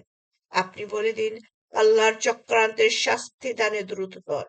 নিশ্চয়ই আমার ফেরেশতারা লিপিবদ্ধ করে রাখে তোমরা যে চক্রান্ত করো তা। হুম, এই কথাটা বারে বারে রিপিট করছেন আল্লাহ, যে তোমরা বিপদে পড়লে আল্লাহর কাছে সাহায্য চাও, বিপদ মুক্ত হয়ে যাওয়ার সাথে সাথেই তোমরা শিরক করো। 22 নম্বর আয়াত। তিনি তোমাদের ভ্রমণ করান স্থলভাগে এবং জলভাগে, এমনকি যখন তোমরা নৌকায় আরোহী থাকো এবং সেগুলো আরোহীদের নিয়ে অনুকূল বায়ুর সাহায্যে চলতে থাকে, আর তাতে তারা আনন্দিত হয়। এমত অবস্থায় নৌকাগুলোর উপরে এক প্রচন্ড বায়ু এসে পড়ে এবং সব দিক থেকে তরঙ্গমালা সেগুলোকে আঘাত হানে, আর তারা মনে করে যে তারা বিপদে পরিবেষ্টিত হয়ে পড়েছে। তখন তারা একনিষ্ঠভাবে খাঁটি বিশ্বাসের সাথে আল্লাহকে ডেকে বলে, যদি আপনি আমাদেরকে এ বিপদ থেকে রক্ষা করেন, তবে অবশ্যই আমরা শুকরগুজার হয়ে যাব। তাহলে ওই গভীর মানে সমুদ্র যান, এক নম্বর হচ্ছে যে এই গভীর সমুদ্রে পানির উপরে লোহা ভেসে থাকে। আচ্ছা, সেটাকে পরিচালিত করে কি? বায়ু দ্বারা তার সেটা পরিচালিত হচ্ছে। আকাশের গ্রহ নক্ষত্র দেখে তারা রুট নির্ধারণ করে নিচ্ছ। হুম, তাহলে তেলের কাজ করছে হলো বায়ু। তা আল্লাহ তোমাদেরকে এভাবে রহমত করে। আর সেখানে যখন ঝড় ওঠে, তখন আবার দৌড়ায় রবের কাছে আসো। তখন কিন্তু কোনো দেবদেবীর কাছে যাও না। তখন বলো যে এটা তো একমাত্র আল্লাহ আমাদেরকে দিতে পারে। আর অন্য সময়ে আল্লাহর সাথে অ্যাসোসিয়েট তৈরি করে ফেলো।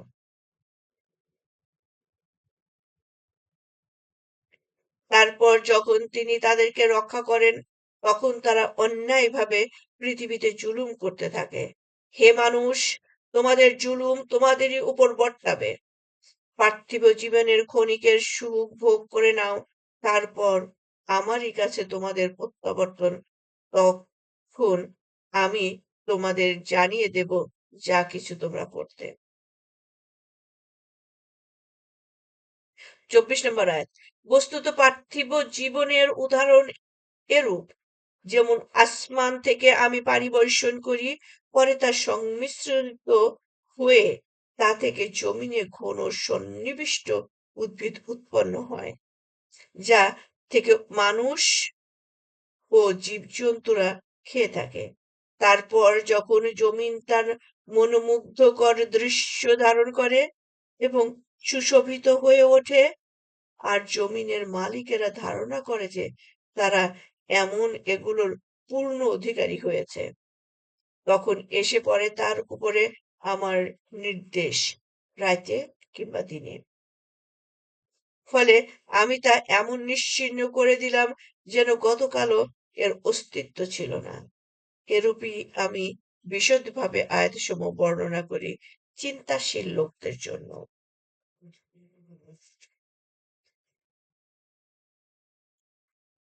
আর আল্লাহ আহ্বান করেন চিরস্থায়ী শান্তির বাসস্থানের দিকে, এবং তিনি যাকে ইচ্ছে সরল সঠিক পথে চলার তৌফিক দেন। আল্লাহ ইহদিনাস সিরাতাল মুস্তাকিম সিরাতাল লাযিনা। আল্লাহ আপনি যাদেরকে সহজ সরল পথ দেখিয়েছেন, আল্লাহ আমাদেরকে তাদের মধ্যে শরীক করে নিন। আমরা একটু মিউট থাকবো। জিনি আপু একটু যদি ওনাদেরকে মিউট করে দিতেন।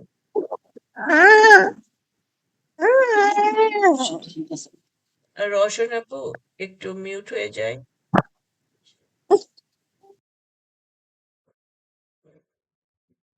আমি কত নম্বর আয়াত পড়ছিলাম মিশে গেল। ওকে, 26 নম্বর আয়াত, সূরা ইউনুস 11 নম্বর পারা। যারা নেক কাজ করেছে তাদের জন্য রয়েছে কল্যাণ এবং আরো বেশি, এবং তাদের চেহারাকে মলিনতা আচ্ছন্ন করবে না, আর না কোনো হীনতা। এরাই জান্নাতের অধিবাসী, তারা সেটায় অনন্তকাল থাকবে। আর যারা অর্জন করেছে মন্দ, মন্দের শাস্তি অনুরূপ মন্দ, তাদেরকে আচ্ছন্ন করবে হীনতা। আল্লাহ থেকে তাদেরকে বাঁচাতে পারে এমন কেউ নেই। তাদের মুখমণ্ডল যেন আচ্ছাদিত করে দেওয়া হয়েছে আধার রাতের আস্তরণ দিয়ে। এরা দোজখের অধিবাসী, সেথায় তারা অনন্তকাল থাকবে। স্মরণ করো সেদিনের কথা, যেদিন আমি তাদের সবাইকে একত্র করব। তারপর যারা শিরক করত তাদেরকে বলবো, তোমরা এবং তোমাদের শরীকরা নিজ নিজ স্থানে স্থির থাকো। অতঃপর আমি তাদেরকে পরস্পর থেকে বিচ্ছিন্ন করে দেব। তাদের শরীকরা বলবে, তোমরা তো আমাদের উপাসনা করতে না।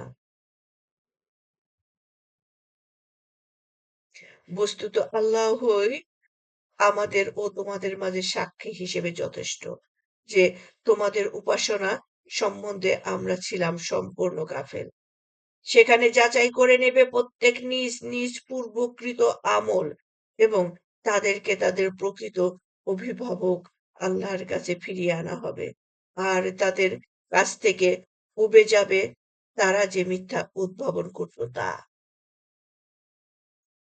4 নম্বর রুকু, সূরা ইউনুস 11 নম্বর পারা। আপনি বলুন, কে তোমাদেরকে রিজিক দান করেন আসমান ও জমিন থেকে, অথবা তিনি কে যার কর্তৃত্বাধীন শ্রবণ শক্তি ও দৃষ্টি শক্তি, এবং কে বের করেন জীবিতকে মৃত থেকে, আর কে বের করেন মৃতকে জীবিত থেকে, এবং কে যাবতীয় বিষয় নিয়ন্ত্রণ করেন। তখন তারা অবশ্যই বলবে আল্লাহ। আপনি বলুন, তবুও কি তোমরা সতর্ক হবে না? সো এই যে এরা কিন্তু জানে আল্লাহর সবকিছু আল্লাহ করে, সব আছে।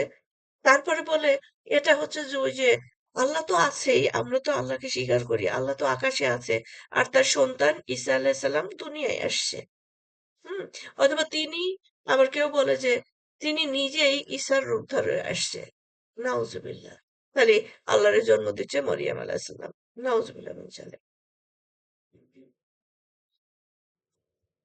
৩২ নম্বর আয়াত। সুতরাং তিনি আল্লাহ তোমাদের প্রকৃত রব।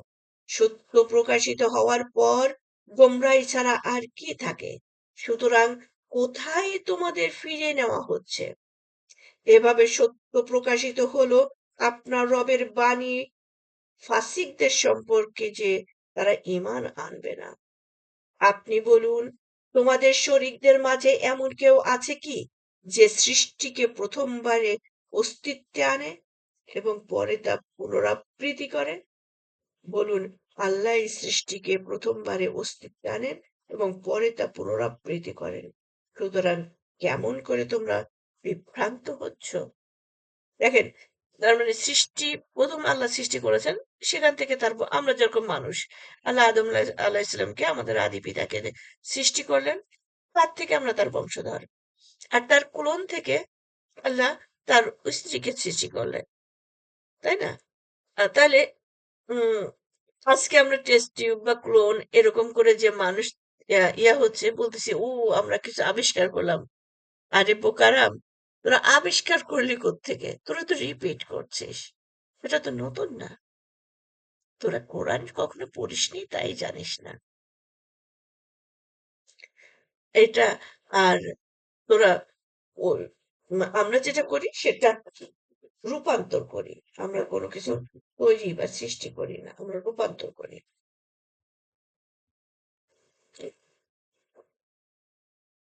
ওকে, ৩৫ নম্বর আয়াত। আপনি বলুন, তোমাদের শরীকদের মাঝে এমন কেউ আছে কি যে সত্যের দিকে পথ দেখায়? আপনি বলে দিন, আল্লাহই সত্যের দিকে পথ দেখান।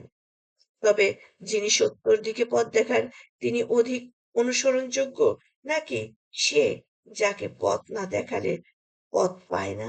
তোমাদের কি হলো? কেমন সিদ্ধান্ত তোমরা করছো? তোমরা যাকে রব মনে করছো সেই তো আল্লাহর উপরে নির্ভরশীল। আল্লাহ তাকে রিজিক দিলে সে খায়, রিজিক না দিলে সে পায় না। হ্যাঁ, তোমার ওই সাপকে পুজো করো, তুমি গরুকে পুজো করো, এরা তো আল্লাহ তাদেরকে রিজিক দিচ্ছে। তোমরা এই হাম্বা বানিয়ে হাম্বা হাম্বা রব বলতেছো, আর বলতেছো এর ইবাদত করো। একে করলে নিজের সৃষ্টি, তারপরে করলো গরুর আকৃতি।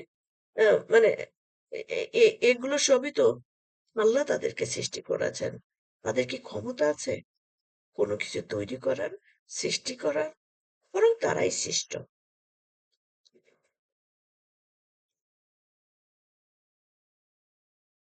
আর এখানে বলতেছেন আমাদের এই জায়গা থেকে একটা জিনিস আছে যে যে সৎ পথ দেখায়, ভালো করে, আমরা কি তার অনুসরণ করব, নাকি যে আমাকে সৎ পথ দেখায় না, যে আমাকে মিসগাইড করে, যাকে অনুসরণ করলে আমি বিপদে পড়বো, তার পথ দেখবো? ৩৬ নম্বর আয়াত। তাদের অধিকাংশই অনুমানের অনুসরণ করে চলে, সত্যর ব্যাপারে অনুমান কোনো কাজেই আসে না। নিশ্চয়ই আল্লাহ সবিশেষ অবহিত, তারা যা করে তা। আর এ কোরআন এমন নয় যে তা আল্লাহ ছাড়া অন্য কারো কর্তৃত্ব মন গড়া রচিত হয়ে থাকবে, বরং এটি পূর্বে যা নাজিল হয়েছে তার সত্যায়নকারী এবং বিধানসমূহের বিশদ ব্যাখ্যা। এতে কোনো সন্দেহ নেই, এটা সারা জাহানের প্রতিপালকের তরফ থেকে। তাহলে এ কোরআন, পূর্ববর্তী কিতাবগুলো সবই আল্লাহর দান, আল্লাহ তৈরি করেছেন আল্লাহর হুকুমে। এখানে কি আল্লাহ তার একটা টিম নিয়ে বসে পরামর্শ করে করেছেন এমন এভিডেন্স আছে? যে মানুষ এই যে এই বিশিষ্ট এই যাদেরকে আমি নবী হিসাবে পাঠাবো, পৃথিবীতে এখনো পাঠাই না, ওরা আমার বোর্ডে থাকুক, তাদের সাথে আলোচনা করি যে আমি এরকম কিতাব রচনা করছি? না। ইভেন ফেরেশতাদের? না। আল্লাহ তো কারোর সাথে কোনো পরামর্শ করে এই কিতাব তৈরি করেন নাই। তাহলে আমরা কেন কিতাবের বাণী অন্যের সাথে মানে অন্যের কথা অনুযায়ী এর মধ্যে ঢুকাবো? তারা কি বলে সে এটা রচনা করেছে? আপনি বলুন, তবে তোমরা এর অনুরূপ একটি সূরা নিয়ে এসো এবং ডেকে নাও যাকে পারো আল্লাহকে বাদে, যদি তোমরা সত্যবাদী হও। তাহলে এটা আমি বলছি এটা আমার রচনা, তোমরা বলতেছো ওটা মুহাম্মাদের রচনা। আচ্ছা ভালো কথা, মোহাম্মদ যদি রচনা করতে পারে তো তোমরা এটা রচনা করে দেখাও না। মোহাম্মদ কি একাই জ্ঞানী? তোমাদের মতো এত পণ্ডিত লোকগুলো বসে আছে কেন? তাহলে করে দেখাও। একটা সূরা নিয়ে আসো, একটা আয়াত নিয়ে আসো। একটা আয়াতও তো আনার যোগ্যতা তো তোমাদের নেই। তারপরে কথায় কমতিতে থাকো না।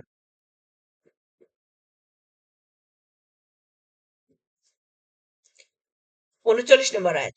বরং তারা অস্বীকার করে সে বিষয়ে যার জ্ঞান তারা আয়ত্ত করতে পারেনি এবং এখনো এর পরিণাম তাদের কাছে আসেনি। এভাবে তাদের পূর্ববর্তীরাও অস্বীকার করেছিল। অতএব লক্ষ্য করো কেমন হয়েছিল জালেমদের পরিণাম।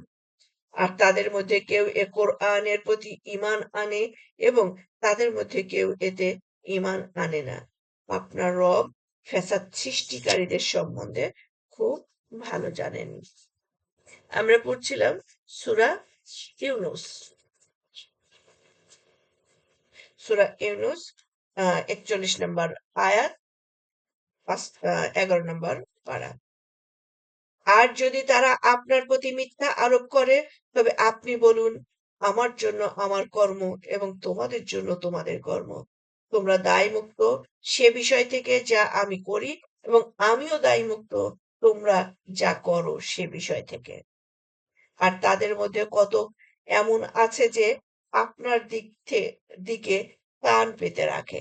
তবে কি আপনি বধিরকে শোনাতে চান? যদিও তারা নাশ বুঝে। যে এত ক্লিয়ার কথা, পরিষ্কার কথা জানানোর পরে যদি তারা ঈমান না নিয়ে আসে, সঠিক পথে না আসে, তাহলে আপনি ওই বধিরকে কি আপনি শোনাতে পারবেন? পারবেন না। ওরা জাস্ট হা করে তাকিয়ে আছে, কানে বা মাথায় কিছু যাচ্ছে না, যেহেতু তারা আমলে আসছে না।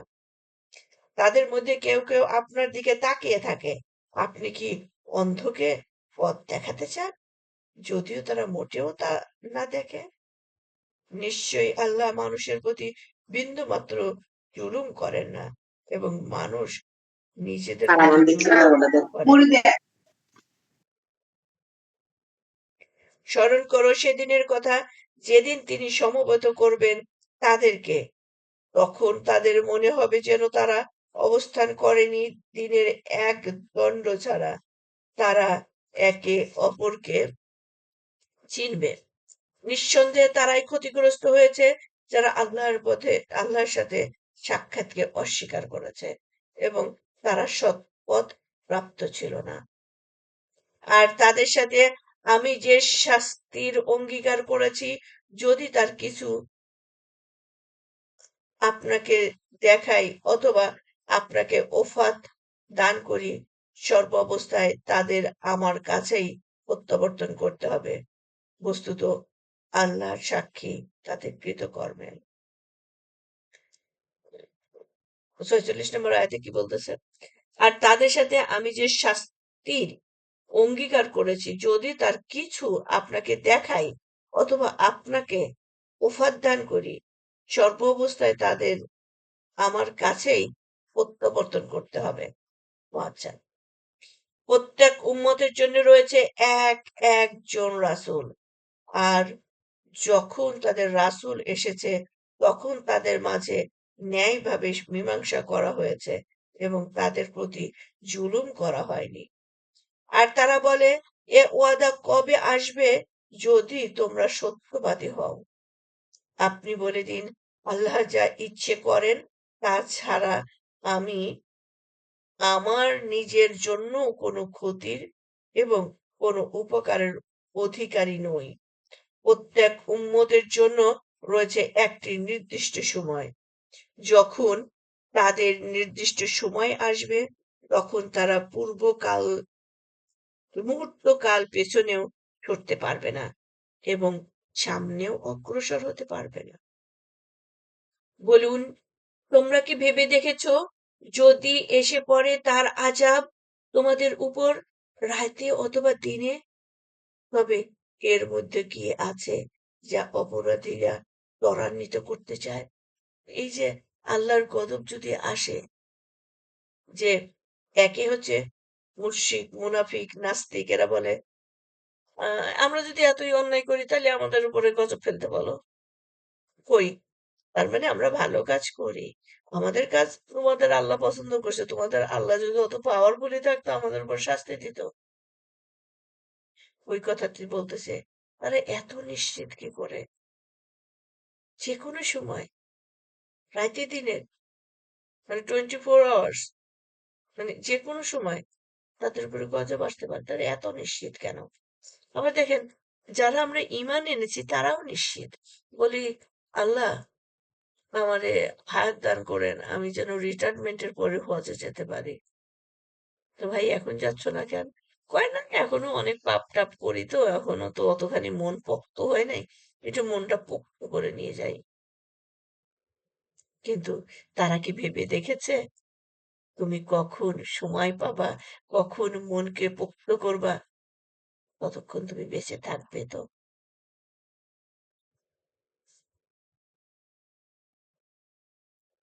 51 নম্বর আয়াত।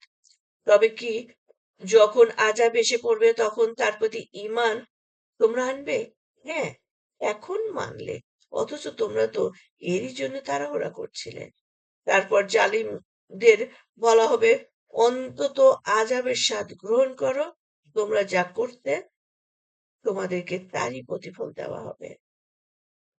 তারা আপনার কাছে জানতে চায়, এটা কি সত্য? আপনি বলে দিন, হ্যাঁ, আমার রবের কসম, এটা অবশ্যই সত্য। আর তোমরা তা ব্যর্থ করতে পারবে না। কি সত্য? কিয়ামত কি হবে? ইয়েস, কিয়ামত হবেই। কারণ আমরা জানি যে, দেখেন, আমরা সবাই জানি যে আমরা পৃথিবীর বুকে এসেছি একটা পরীক্ষা দেওয়ার জন্য, তাই না? তাইলে পরীক্ষা দেওয়ার জন্য যে আসলাম, সেটা আসলাম, সে ইয়েটা ছিল মাতৃগর্ভ। তারপরে পরীক্ষায় ইন করলাম কখন? জন্ম নামের শব্দটা দিয়ে। আর পরীক্ষা শেষ হবে কখন? মৃত্যু নামের শব্দটা দিয়ে। এর মাঝখানের জায়গাটুকু কি? হায়াতুদ দুনিয়া। হায়াতুদ দুনিয়াটা কি? পরীক্ষার সময়, আপনার লেখার সময়, আপনি যা কিছু হচ্ছে সব লিখতে থাকবেন এই টাইমে। আবার মানে আমাদের জাগতিক পরীক্ষাগুলোর সাথে চিন্তা করেন।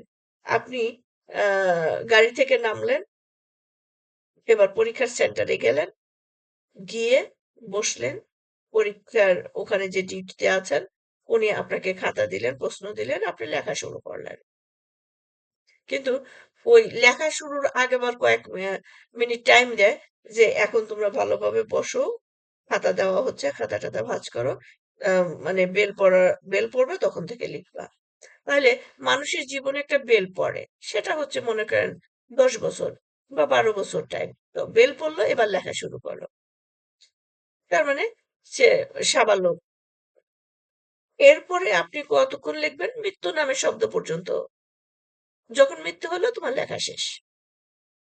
এবার ওয়েটিং পিরিয়ড রেজাল্টের জন্য। ওয়েটিং পিরিয়ডটা কোথায়? পরীক্ষার সেন্টারে না। পরীক্ষা তো শেষ, তোমাকে সেন্টার থেকে বের করে দেওয়া হয়েছে, এবার সেন্টার তালাবদ্ধ। তুমি সেন্টারের বাইরে আছো, ভার্চুয়াল লাইফে, কবরের মধ্যে। এবার পরীক্ষা যার খাতায় খারাপ হয়ে আসছে, কিছু লেখে নাই, হাবি জাবি লিখছে, বসে বসে ছবি আঁকাইছে, তার তো জানের মধ্যে দশানা ছয়না শুরু হয়ে গেছে, যে কনফার্ম ফেল। কি করব? এটা হবে। এখন ওইখানে এই 3 মাসে প্রতিবারে তারে দেখানো হচ্ছে, এই যে তোমার রেজাল্ট, তুমি এটার জন্য তোমার কোনো ক্যারিয়ার নাই, তুমি জাহান্নামী, তোমার কোনো চাকরি বাকরি নাই, তোমার কোনো ভবিষ্যৎ নাই, ইয়া নাই, তুমি তো গন। তাহলে কবরের প্রতিটা দিন এটা দেখাচ্ছে। আর বলতেছে, এই যে দেখো, তুমি যদি দুনিয়ার জীবনে ভালো করতা, ভালোভাবে লেখাপড়া করতা, আল্লাহ রাসূলদেরকে ফলো করতা, হুকুম আমল করতা, তাহলে এইরকম একটা বিউটিফুল লাইফ পেতা, যেখানে তুমি থাকতে ফরএভার, যেখানে যা কিছু চাইতে সেই সব সুবিধা দিয়ে সব পেতা, এভরিথিং আন্ডার কন্ট্রোলে থাকতো। তো এরকম সকালে সন্ধ্যায় মানে ২ বেলা করে জান্নাত জাহান্নাম দেখানো হবে কবরবাসীদের। যারা জান্নাতি তারা অপেক্ষায় থাকবে, কখন রেজাল্ট হবে, কখন রেজাল্ট হবে, রেজাল্ট হইলে আমি ওটা পাবো। আর জাহান্নামীরা বলবে, রেজাল্ট চাই না, রেজাল্ট হলেই ওই মানে এখন যে শাস্তি হচ্ছে তার চেয়ে তো আরো বেশি শাস্তি হবে। সেই রেজাল্টের দিনের নাম হচ্ছে কিয়ামত। আল্লাহ বলতেছেন এই আয়াতে অবশ্যই সেটা হবে। তোমরা পরীক্ষা দিছো, রেজাল্ট নিবে না? রেজাল্ট নিতে হবে। এবং সেই পরীক্ষায় যা লিখেছো সেই রেজাল্ট শিট তোমাদের হাতে দিব। এবং তোমরা যা লিখেছো সেই পেপার দেখে তুমি নিজে পড়বা। তুমি যা করেছো সেটার জন্য লিখেছে কে? আমার ফেরেশতারা। তুমি কাজ করেছো, ফেরেশতারা লিখেছে। শুধু কিন্তু লেখে নাই। তোমার চারপাশে সিসিটিভি ক্যামেরা ছিল, সেগুলো দিয়ে রেকর্ড করা হয়েছে।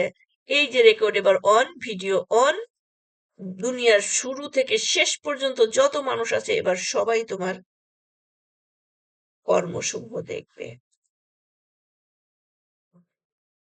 চিন্তা করেন, দিস ইজ কিয়ামত, সেই দিন, বিচারের দিন। তাহলে এবার আমরা কোনটা তারপরে মুখ দিয়ে অস্বীকার করতে যাব? হাত পা বলবে যে, হায় হায়, তুই তো আমার দিয়ে করাইছিস, আমার দিয়ে আমি আমি পায়ে হেঁটে আমাকে নিয়ে গেছো, তুমি আমার দিয়ে দেখেছো, আমি আমার দিয়ে ধরেছো, আই নো দ্যাট। তারাও আমার সাক্ষী দেবে। তাহলে সেই দিনকে ভয় করো। আল্লাহ বারে বারে বলতেছে সেই দিনকে ভয় করো, যেদিন তোমার ওই ভিডিও রেকর্ড অন হবে, যেদিন তুমি তোমার পেপার নিজে পড়বা, যেদিন তুমি তোমার আমল নামা হাতে পাবা। আল্লাহ সেই দিন কিছু মানুষকে ডাইন হাতে আমলনামা দিবে। যারা ডাইন হাতে আমলনামা পেল তারা তো ভাগ্যবান, আর যারা বাম হাতে পেল তারা তো অভাগা। আর কিছু মানুষ পাবে অগ্রবর্তীদের অগ্রবর্তী। তাদের দেখেন, ডাইন হাতে আমলনামা, বাম হাতে আমলনামা না, তারা বলছে তাদেরকে বলছে যে গো জান্নাত। তার মানে কি, এখনো জাগতিক জীবনে পরীক্ষায় এই যে বাচ্চাদের দেখি স্কুলে 11-12 গ্রেডে থাকতেই তারা বিভিন্ন ইউনিভার্সিটি থেকে অফার গুলো পেয়ে যায়। মানে আমার ইউনিভার্সিটিতে পড়তে হলে এই সুবিধা দিব। আচ্ছা, ইউনিভার্সিটিতে শেষ হওয়ার আগেই বড় বড় প্রতিষ্ঠানগুলো থেকে তাদের জব কনফার্ম হয়ে যায়। তোমরা কোর্স কমপ্লিট করে এসে জয়েন করে যাও। তাহলে তাদের না আছে ইন্টারভিউ, না আছে কোনো কিছু, নাথিং টু ডু। তাহলে জান্নাতে ইয়ার মধ্যেও বিচারের দিনে এরকম কিছু আছে, বিনা বিচারে জান্নাতে যাবেন। আমরা আল্লাহর কাছে দোয়া করি, আল্লাহ আমরাই পাপী বান্দা, আপনার কাছে পানা চাচ্ছি, আপনি আমাদেরকে বিচারের সম্মুখীন করবেন না। আপনি ওই যে যাদেরকে বিনা বিচারে জান্নাতে দেবেন তাদের মধ্যে শামিল করে নিন আমাদেরকে। আমাদেরকে বিনা বিচারে জান্নাতীদের মধ্যে শামিল করে নিন। আমাদের পিতামাতা সহ, সন্তানাদি সহ, বন্ধু বান্ধব যাদের সাথে বিলিঙ্গ পরিমাণ সময়ের জন্য মিশেছি তাদের সহ।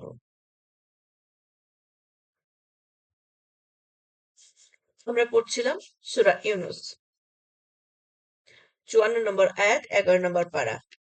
পৃথিবীতে যা কিছু আছে তা যদি প্রত্যেক জালিমের থাকতো, তবে সে তা নিজের মুক্তির বিনিময়ে দিয়ে দিত। এবং যখন তারা আযাব দেখত তখন মনস্তাপ গোপন করবে, আর তাদের মাঝে মীমাংসা করা হবে ন্যায়ের সাথে, এবং তাদের প্রতি জুলুম করা হবে না। এটাও সেই দিনেরই বর্ণনা। হুম, যে ওই দিন যখন আমার মার্কশিট, রেজাল্ট, রিপোর্ট কার্ড পাবো হচ্ছে বাম হাতে, তখন বলবো যে আমি তো পৃথিবীতে এরকম ধনভাণ্ডার ছিল, আমি ধনকুবের ছিলাম, আল্লাহ আমি সব দিয়ে দিচ্ছি। কোনো কাজে আসবে না। কারণ পৃথিবী থেকে যাওয়ার সময় তুমি তো খালি হাতেই গিয়েছ, কোনো কিছু নিয়ে যাও নাই। আর কবরের জগৎটা কোনো কিছু নিয়ে যাওয়ার না, তবে কবরের জগতে অ্যাডভান্স পাঠানোর জায়গা। তুমি যদি দুনিয়ায় থেকে অ্যাডভান্স পাঠাইতা, আজকে সেটা তুমি পেতা। স্মরণ করো, নিশ্চয়ই আসমান ও জমিনে যা কিছু আছে তার সবই আল্লাহর।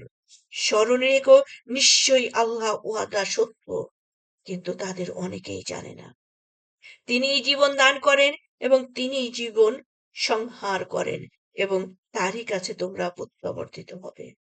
হে মানুষ, তোমাদের কাছে এসেছে উপদেশ তোমাদের রবের তরফ থেকে, এবং অন্তরে যা আছে তার বিনিময়, আর মুমিনদের জন্য হেদায়েত ও রহমত। তাহলে আমরা চেষ্টা করব, বারে বারে দেখেন আমাদের দানের কথা আসছে, সদাকার কথা আসছে, আর ওখানে আমি এসে বারে বারে একটু হলেও ডিস্টার্ব হয়ে যাচ্ছি। তো আমরা দান করব। রমজান 12 মাসে দান করব, আর এই মাসে নবী করিম সাল্লাল্লাহু আলাইহি ওয়াসাল্লাম বাতাসের গতিতে দান করেছেন। হুম, এই মাসে আপনারা, আমার আরেকটা অনুরোধ, যে আমরা যা খাই একটু হলেও আরেকজনকে ইফতারি করানোর চেষ্টা করব। অনেক মসজিদ মাদ্রাসায় ইফতারি করানো হয়, আমরা সেখানে শরিক হয়ে যাব। আমাদের সাফিরুল কোরআনেও কিন্তু ইফতারির ব্যবস্থা করা হয়েছে, উস্তাদের তত্ত্বাবধানে ইফতারি করানো হবে। আপনারা যারা শরিক হতে চান, আমাদের সাফিরুল কোরআনে উস্তাদের মাধ্যম দিয়ে হতে পারেন। আপনাদের এই বান্দিও একটা মসজিদকে এরকম আপনাদের সহযোগিতায় ব্যবস্থা করেছে। সেখানে প্রায় প্রতিদিন 150-200, প্রায় 150-র উপরে মহিলারা তারাবি আদায় করছে। বাংলাদেশের মতো একটা জায়গায় তারা, বাংলাদেশে যেখানে মসজিদে মহিলারা যায় না, সেখানে তারা যাচ্ছে। সো বোনেরা, যে যেখানে পারেন আপনারা শরিক হন। তবে আহ এই রোজার মাসটা আপনারা বৃথা নষ্ট করবেন না। 57 নম্বর আয়াত। হে মানুষ, তোমাদের কাছে এসেছে উপদেশ তোমাদের রবের তরফ থেকে, এবং অন্তরে যা আছে তার নিরাময়, আর মুমিনদের জন্য হেদায়েত ও রহমত। বলুন, এ কোরআন আল্লাহ অনুগ্রহ ও তার রহমতে, অতএব তারা সবাই এতে আনন্দিত হোক। তারা যা কিছু জমা করে তার চেয়ে এ কোরআন অনেক কম। সুবহানাল্লাহ। আসলে তো আমাদের এই যা কিছু জমা করছি তার থেকে এই কোরআনের হুকুম আমাদের কাছে অনেক অনেক উত্তম। জমা করব তো পরকালের জন্য, দুনিয়ার জন্য জমা করে কি লাভ? আমার আহ সাহায্যে যদি কেউ একজন কোরআন পড়তে পারে, আমার সাহায্যে যদি কেউ একজন এতিম মানুষ হতে পারে, কেন আমি আমার সম্পদ করে তুলব? 59 নম্বর আয়াত। বলুন, তোমরা কি ভেবে দেখেছ তোমাদের জন্য আল্লাহ যে রিজিক দান করেছেন, তোমরা তার কিছু হালাল করেছ এবং কিছু হারাম করেছ? আপনি বলুন, আল্লাহ কি এর অনুমতি তোমাদের দিয়েছেন, যা তোমরা আল্লাহর প্রতি মিথ্যা আরোপ করছো? কিয়ামত দিবস সম্বন্ধে তাদের কি ধারণা, যারা আল্লাহর উপর মিথ্যা আরোপ করে? নিশ্চয়ই আল্লাহ মানুষের উপরে অনুগ্রহ পরায়ণ, কিন্তু তাদের অনেকেই শুকর করে না। 61 নম্বর আয়াত, সূরা ইউনূস 11 নম্বর পারা। আর তুমি যে অবস্থায় থাকো এবং সে সম্পর্কে কোরআন থেকে যা কিছু তেলাওয়াত করো, আর তোমরা যে কাজই করো, আমি তোমাদের কাছে উপস্থিত থাকি। যখন তোমরা তাতে প্রবৃত্ত হও, আসমান ও জমিনের অনুপরিমাণও তোমার রবের থেকে গোপন থাকে না, এবং এর চেয়ে কোনো কিছু ক্ষুদ্রতর কিংবা বৃহত্তর নেই যা সুস্পষ্ট কিতাবে নেই। সুবহানাল্লাহ। দেখেন 61 নম্বর আয়াতে আল্লাহ কি বলতেছেন? তুমি যে অবস্থায় থাকো এবং সে সম্পর্কে কোরআন থেকে যা কিছু তেলাওয়াত করো, আর তোমরা যা কাজই করো, আমি তোমাদের কাছে উপস্থিত থাকি। সুবহানাল্লাহ। চিন্তা করেন, আমরা এখন কোরআন পড়ছি, কোরআন নিয়ে একটু চিন্তা করছি, আল্লাহ আমাদের সাথে উপস্থিত আছেন, আমরা দেখতে পাচ্ছি না, কিন্তু আমাদের ফিলিংসে রাখবো আল্লাহ আছেন। দেখেন, আমরা দেখতে পাচ্ছি না, এই অজুহাত এখন বর্তমান যুগে আর দেওয়া যায় না। এই যে আমরা এতগুলো বোন বা এতগুলো পার্টিসিপেন্ট এখানে আছি, তাই না? এই 47 জন আমরা কি কেউ কাউকে দেখছি? কেউ কাউকে দেখছি না। কিন্তু আমাদের ফিলিংসে আছে একজন কথা বলছেন, আমরা সবাই সামনে বসা আছি, আমরা সবার কথা শুনছি। তাহলে আমাদের দৃষ্টির উপরে পর্দা আছে, তাই আমি আপনাকে দেখতে পাচ্ছি না। এটা আমার অক্ষমতা। এরকমই তো আমরা যদি ফিল করি আমার আল্লাহ আমার পাশে আছেন, আমার আল্লাহ আমাকে দেখছেন, আমি আল্লাহর সামনে আছি, তাই না? তাহলে আপনি আল্লাহর সামনে মিথ্যা কথা বলবো? আমার সামনে আল্লাহ আছে, আমি আল্লাহর সামনে দাঁড়িয়ে আরেকজনের সাথে ঝগড়া করব? আমি আল্লাহর সামনে দাঁড়িয়ে আরেকজনকে কুমন্ত্র দেব? আমি নগ্ন হব? আমি অন্যের ক্ষতি করব? তাহলে আল্লাহ যে আমাকে দেখছেন, আল্লাহ যে আমাকে শুনছেন, আল্লাহর অস্তিত্ব আমরা কিন্তু সবসময় নিতে পারি। বর্তমান যুগের উদাহরণটা খুবই সুবিধাজনক। 62 নম্বর আয়াত, জেনে রেখো নিশ্চয়ই আল্লাহর ও বন্ধুদের কোনো ভয় নেই, আর তারা দুঃখিতও হবে না। আল্লাহর বন্ধু কারা?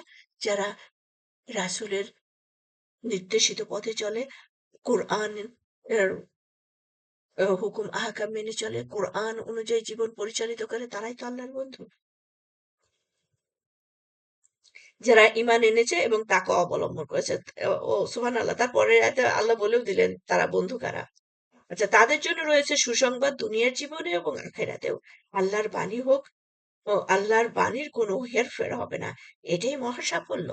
তাহলে ঈমান এবং তাকওয়া অবলম্বনকারীদের জন্য তারাই আল্লাহর বন্ধু। আচ্ছা, যারা তাকওয়া অবলম্বন করেছে তারা হলো মুত্তাকি। এখন মুত্তাকি কারা? যারা গায়েবের প্রতি বিশ্বাস করেছে, যারা ঈমান এনেছে, যারা আম আ নামাজ প্রতিষ্ঠা করেছে এবং তাদেরকে যে ব্যয় দেওয়া করা হয়েছে তা থেকে তারা ব্যয় করে। তাদের রিজিক হতে তারা ব্যয় করে। আর আপনাকে যেন তাদের কথা দুঃখ না দেয়। নিশ্চয় সমস্ত শক্তি আল্লাহরই। তিনি সব শুনেন, সব জানেন। জেনে রেখো যারা আসমানে আছে এবং যারা জমিনে আছে তারা সবই আল্লাহর। আর যারা আল্লাহকে ছেড়ে অন্য শরীকদের উপাসনা করে তারা কিসের অনুসরণ করে? তারা তো কেবল ধারণার বশবর্তী হয়ে চলে। আর তারা তো শুধু আজগুবি কথা বলে। তিনি সেই সত্তা যিনি তোমাদের জন্য সৃষ্টি করেছেন রাত, যেন তোমরা তাতে বিশ্রাম করো, এবং দিন সৃষ্টি করেছেন দেখার জন্য। নিশ্চয়ই এতে নিদর্শন রয়েছে সে কওমের জন্য যারা মনোযোগ সহকারে শোনে। তারা বলে, আল্লাহ সন্তান গ্রহণ করেছেন, তিনি মহান পবিত্র, তিনি অমুখাপেক্ষী। যা কিছু আছে আসমানে এবং যা কিছু আছে জমিনে তা সবই তার। তোমাদের কাছে কোনো সনদ নেই এ দাবির পক্ষে। তোমরা কি আল্লাহ সম্বন্ধে এমন কথা বলছো যা তোমরা জানো না? এই যে উজায়ের আল্লাহর ছেলে, অমুক আল্লাহর ছেলে। আল্লাহ যদি আল্লাহ সন্তান গ্রহণ করেন না, আর এভিডেন্স আছে যে তোরা যে এমনি বললি বোকার মতো বেয়াকুব গুলা, তোদের কাছে কি কোনো এভিডেন্স আছে? একটা দেখা। এই যে উম, কোনো এভিডেন্স নাই, তারপরে কেউ এসে বলে যে আমি অমুকের সন্তান, প্রমাণ কি? আমি ডিএনএ টেস্ট করে বলবো। পারলে সেটা করে দেখা। 69 নম্বর আয়াত, বলুন নিশ্চয় যারা আল্লাহ সম্বন্ধে মিথ্যা উদ্ভাবন করে তারা সফলকাম হয় না। এটা দুনিয়ার ক্ষণিকের আশায় আয়েশ আরাম মাত্র। তারপরে তাদের আমারই কাছে আসতে হবে, তখন আমি তাদেরকে আস্বাদন করাবো কঠোর আযাব তাদের কুফরির কারণে। আপনি তাদেরকে নূহের বৃত্তান্ত শুনিয়ে দিন, যখন সে তার কওমকে বলেছিল, হে আমার কওম, যদি তোমাদের মধ্যে আমার অবস্থিতি এবং আল্লাহর আয়াত নিয়ে আমার উপদেশ দান তোমাদের কাছে ভারী বলে মনে হয়, তবে আমি তো আল্লাহর উপর ভরসা করছি। এখন তোমরা ও তোমাদের শরিকরা মিলে নিজেদের কর্তব্য স্থির করে নাও, পরে যেন তোমাদের মাঝে নিজেদের কর্তব্য বিষয়ে কোনো সন্দেহ সংশয় না থাকে। তারপর আমার ব্যাপারে যা করার করে ফেলো। এবং আমাকে অবকাশ দিও না। তারপরও যদি তোমরা মুখ ফিরিয়ে থাকো, তবে আমি তো তোমাদের কাছে কোনো পারিশ্রমিক চাই না। আমার পারিশ্রমিক তো রয়েছে আল্লাহর কাছে, আর আমি আদিষ্ট হয়েছি যেন আমি মুসলিমদের অন্তর্ভুক্ত হই। দেখেন, এখান থেকে শুরুতেই বললে যে নূহের বৃত্তান্ত শুনিয়ে দেন। নূহ আলাইহিস সালাম থেকে আমাদের মানে ইসলামের কাজ করার, দাওয়াত করার শিক্ষাগুলো সব নবী রাসূলদের থেকে নিব। নূহ আলাইহিস সালামের ধৈর্য, ৯৫০ বছর উনি দাওয়াত দিয়েছেন, কোনো অনুসারী পাননি। আর আমরা দুইজনকে বললে পারে না শুনলে বলি, কয় আপা শোনে না। তো আমরা সেটা করব না। আর কেউ যারা দাওয়াত দেয়, তারা তো তার কাছে কিছু চায় না। দেখেন, বলে যে আমারে ইয়া করবা, এটা দিবা, সেটা দিবা, এই করবা। তারা শুধু আল্লাহর কাছে চায়। যদি কেউ হেদায়েত প্রাপ্ত হয়, তার নিয়ামত আল্লাহ দিবেন, আবার সাথে আমাকেও দিবেন। এই তো আশা। ৭৩ নম্বর আয়াত সূরা ইউনূস। আর তারা নূহকে মিথ্যাবাদী বলল। তারপর আমি তাকে ও তার সাথে যারা নৌকায় ছিল তাদেরকে রক্ষা করলাম এবং তাদেরকে আবাদ করলাম। আর যারা আমার আয়াতসমূহকে অস্বীকার করেছিল তাদেরকে ডুবিয়ে দিলাম। সুতরাং লক্ষ্য করো কিরূপ শোচনীয় পরিণাম হয়েছিল তাদের, যাদের সতর্ক করা হয়েছিল।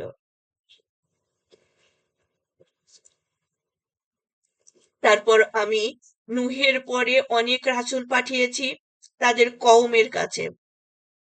তারা তাদের কাছে সুস্পষ্ট নিদর্শন নিয়ে এসেছিল, কিন্তু তারা পূর্বে যা অস্বীকার করেছিল তাতে ঈমান আনার জন্য প্রস্তুত ছিল না। এভাবেই আমি মোহর করে দেই সীমা লঙ্ঘনকারীদের অন্তর। তারপর আমি এদের পরে পাঠিয়েছিলাম মূসা ও হারুনকে ফিরআউন ও তার প্রধানদের কাছে আমার নিদর্শনাবলী সহকারে। কিন্তু তারা অহংকার করল, আর তারা ছিল অপরাধী লোক। যখন তাদের কাছে আমার তরফ থেকে সত্য এলো, তখন তারা বলল, নিশ্চয়ই এ তো প্রকাশ্যে জাদু। মূসা বলল, তোমরা কি সত্য সম্পর্কে এরূপ বলছো যখন তা তোমাদের কাছে পৌঁছেছে? এটা কি জাদু? আর জাদুকরেরা তো সফল কাম হয় না। তারা বলল, তুমি কি আমাদের কাছে এসেছো এজন্য যে আমাদেরকে বিচ্যুত করবে সে পথ থেকে যার উপর আমরা আমাদের বাপ দাদাদের পেয়েছি, আর যাতে তোমাদের দুজনের এদেশে আধিপত্য প্রতিষ্ঠিত হয় সেজন্য? আমরা কিছুতেই তোমাদের বিশ্বাস করব না। ফেরাউন বলল, তোমরা আমার কাছে নিয়ে এসো সুবিজ্ঞ জাদুকরদের। তারপর যখন জাদুকররা এলো, তখন মূসা তাদেরকে বলল, নিক্ষেপ করো যা তোমরা নিক্ষেপ করতে চাও। অতঃপর যখন তারা নিক্ষেপ করলো, তখন মূসা বলল, তোমরা যা কিছু এনেছো তা সবই জাদু। নিশ্চয়ই আল্লাহ এখনই এসব বাতিল সাব্যস্ত করে দেবেন। আল্লাহ তো ফ্যাসাদ সৃষ্টিকারীদের কাজে সুষ্ঠুভাবে সমাধান হতে দেন না। আল্লাহর স্বীয় বাণী অনুযায়ী সত্যকে সত্য পরিণত করেন, যদিও অপরাধীরা তা অপছন্দ করে। আমরা পড়ছিলাম সূরা ইউনূস। এখন ৮৩ নম্বর আয়াত, সূরা ইউনূস ১১ নম্বর পারা। মূসার প্রতি তার কওমের কতিপয় লোক ছাড়া কেউ ঈমান আনল না, এ আশঙ্কায় যে ফিরআউন ও তার সর্দাররা তাদের নির্যাতন করবে। আর ফিরআউন তো সে দেশের কর্তৃত্বের শিখরে আরোহণ করেছিল এবং সে ছিল অন্যদের সীমা লঙ্ঘনকারী। মূসা বললেন, হে আমার কওম, যদি তোমরা আল্লাহর প্রতি ঈমান এনে থাকো তবে তারই উপর ভরসা করো, যদি তোমরা মুসলিম হয়ে থাকো। তারপর তারা বলল, আমরা আল্লাহর উপর ভরসা করলাম। হে আমাদের রব, আমাদেরকে জালিম কওমের নির্যাতন ক্ষেত্র করো না, আর আমাদেরকে স্বীয় অনুগ্রহে এ কাফের কওমের কবল থেকে রক্ষা করো। আর আমি ওহী পাঠালাম মূসা ও তার ভাইয়ের প্রতি যে তোমরা উভয়ে তোমাদের কওমের জন্য মিশরে বাসস্থান বহাল রাখো এবং তোমাদের বাসগৃহগুলোকে নামাজের স্থানরূপে গণ্য করো, আর তোমরা নামাজ কায়েম করো ও মুমিনদের সুসংবাদ দাও। মূসা বললেন, হে আমাদের রব, তুমি তো ফেরাউনকে এবং তার প্রধানদেরকে পার্থিব জীবনে আড়ম্বরের সামগ্রী ও নানা প্রকার ধন সম্পদ দান করেছ। হে আমাদের রব, যার ফলে তারা লোকদেরকে তোমার পথ থেকে গোমরাহ করে। হে আমাদের রব, তাদের ধন সম্পদ নিশ্চিহ্ন করে দাও, তাদের অন্তর কঠিন করে দাও। তারা তো ঈমান আনবে না যতক্ষণ না তারা যন্ত্রণাদায়ক শাস্তি প্রত্যক্ষ করবে। আল্লাহ বললেন, তোমাদের উভয়ের দোয়া কবুল করা হলো, অতএব তোমরা দৃঢ় থাকো এবং কখনো অজ্ঞ লোকদের পথ অনুসরণ করো না। যে দেশে কাফেরদের কি আছে সেদিকে তাকিও না, আর তোমাদের দোয়া কবুল করা হলো, কাফেরদের পরাজয় নিশ্চিত হবেই। সো ৯০ নম্বর আয়াত সূরা ইউনূস ১১ নম্বর পারা। আর আমি বনী ইসরায়েলকে নদী পার করিয়ে দিলাম, তারপর তাদের পশ্চাদনুসরণ করলো ফেরাউন ও তার সৈন্যবাহিনী নিপীড়ন ও নির্যাতনের উদ্দেশ্যে। এমনকি যখন সে নিমজ্জিত হতে লাগলো তখন বলল, আমি ঈমান আনলাম যে কোনো মাবুদ নেই তিনি ছাড়া, যার প্রতি ঈমান এনেছে বনী ইসরাইল, এবং আমি একজন মুসলিম। তাহলে ফেরাউন ডুবার সময় সে ঈমান আনলো। এখন ঈমান আনছো, অথচ এর পূর্ব মুহূর্তেও তুমি নাফরমানি করেছিলে এবং তুমি ছিলে ফ্যাসাদ সৃষ্টিকারীদের অন্তর্ভুক্ত। দেখেন, আল্লাহ মুসা আলাহিসাল্লামের সাল্লামের দোয়া কবুল করলেন, ওনাদের দুইজনের দোয়া কবুল করলেন। তারপরে মানে ওখানে আগে কি বললেন, এখানে যারা সহায় সম্পত্তি ক্ষমতা প্রতিপত্তি নিয়ে আছে তাদের সাথে তো আমরা নিঃস্ব, তাদের সাথে তো আমরা পারবো না, তাদের আপনি নিয়ন্ত্রণ করেন। আর দেখেন, ওই যে রাজার রাষ্ট্রপতি রাজা সহ ফেরাউন সহ তার সৈন্যদল ক্ষমতাধর ধনপতি সবগুলো পানিতে বা নিমজ্জিত হলো। ৯১ নম্বর আয়াত। এখন এটা বললাম ৯২। আজ আমি তোমার লাশকে রক্ষা করব যাতে তুমি তোমার পরবর্তী লোকদের জন্য উপদেশ গ্রহণের বস্তু হয়ে থাকো, আর বাস্তবিক পক্ষে অনেক লোক আমার নিদর্শন সম্বন্ধে গাফেল রয়েছে। সো এই সেই আয়াত। এটা থেকে কিন্তু আপনার মরিস বুকাইলির একটা বই আছে, কোরআন বিজ্ঞান ও বাইবেল। সো আমরা জানি যে ফেরাউনের লাশ পাওয়ার পরে এটা ফরেনসিক ডিপার্টমেন্টে যিনি ডাক্তার ছিলেন তিনি রিসার্চ করে বলতেছেন এর লাশ তো কয়েক হাজার বছর আগের। তখন বলতেছে, খবরদার এই কথা বলবেন না, মুসলিমদের কোরআনে এরকম একটা আয়াত আছে। এই সেই আয়াত যে আল্লাহ তার লাশকে সংরক্ষণ করেছেন। এবং মরিস বুকাইলি কিন্তু ইসলাম গ্রহণ করেছেন, উনি বইটা লিখেছেন কোরআন বিজ্ঞান ও বাইবেল। ওকে, আমরা পড়ছিলাম সূরা ইউনূস ৯৩ নম্বর আয়াত ১১ নম্বর পারা। আর আমি বনী ইসরায়েলকে থাকার জন্য দান করলাম উৎকৃষ্ট বাসস্থান এবং আমি তাদেরকে রিজিক দিলাম উত্তম বস্তু থেকে। তারা মতভেদ করেনি যে পর্যন্ত না তাদের কাছে জ্ঞান এসে পৌঁছলো। নিশ্চয়ই আপনার রব কিয়ামতের দিন তাদের মধ্যে সে বিষয়ে মীমাংসা করে দেবেন যে বিষয়ে তারা মতভেদ করত। আর আপনি যদি সন্দেহে থাকেন যা আমি আপনার প্রতি নাজিল করেছি সে সম্বন্ধে, তবে আপনি তাদেরকে জিজ্ঞেস করুন যারা আপনার পূর্বেকার কিতাব পাঠ করে। অবশ্যই আপনার কাছে এসেছে সত্য আপনার রবের তরফ থেকে, সুতরাং আপনি কখনো সন্দেহকারী লোকদের অন্তর্ভুক্ত হবেন না এবং আপনি কখনো তাদের দলভুক্ত হবেন না যারা আল্লাহর আয়াতকে অস্বীকার করেছে, তাহলে আপনিও ক্ষতিগ্রস্তদের সামিল হয়ে পড়বেন। নিশ্চয়ই যাদের ব্যাপারে আপনার রবের বাক্য সাব্যস্ত হয়ে গেছে তারা ঈমান আনবে না। যদি তাদের সামনে প্রতিটি নিদর্শন এসে যায়, তবুও যতক্ষণ না তারা প্রত্যক্ষ করবে যন্ত্রণাদায়ক শাস্তি। কোন জনপদবাসী এমন কেন হলো না যারা ঈমান আনতো এবং তাদের ঈমান আনার তাদের উপকারে আসতো? অবশ্য ইউনুসের কওম ব্যতিরেকে। তারা যখন ঈমান আনলো তখন আমি দূর করে দিলাম তাদের থেকে পার্থিব জীবনে অপমানজনক শাস্তি এবং তাদের কিছুকালের জন্য জীবন উপভোগ করতে দিলাম। তো আমরা জানি ইউনুস আলাইহিসসালামের জাতি কিন্তু সবাই ঈমান নিয়ে এসেছিলেন এক্সেপ্ট এই আল্লাহর নবী যার দাওয়াত তার জাতি কবুল করেছিলেন। সুবহানাল্লাহ। কিন্তু উনি কিন্তু নিরাশ হয়ে গেছিলেন যে আমার দাওয়াত কেউ কবুল করছে না। আমি আর কি করব? হুম? তাই উনি জাতি থেকে পালিয়ে গেছেন যে নির্বোধ জাতি তোমরা তো দাওয়াত কবুল করলে না। তারা কিন্তু ঠিকই দাওয়াত করেছিল। আচ্ছা, আর আপনার রব যদি চাইতেন তবে পৃথিবীতে যারা আছে তারা সবাই সমবেতভাবে ঈমান আনত। তবে কি আপনি মানুষের উপর জবরদস্তি করবেন যাতে তারা মুমিন হয়ে যায়? আল্লাহর হুকুম ছাড়া কারো পক্ষে ঈমান আনা সম্ভব নয়। আর তিনি অপবিত্রতা আরোপ করেন তাদের প্রতি যারা অনুধাবন করে।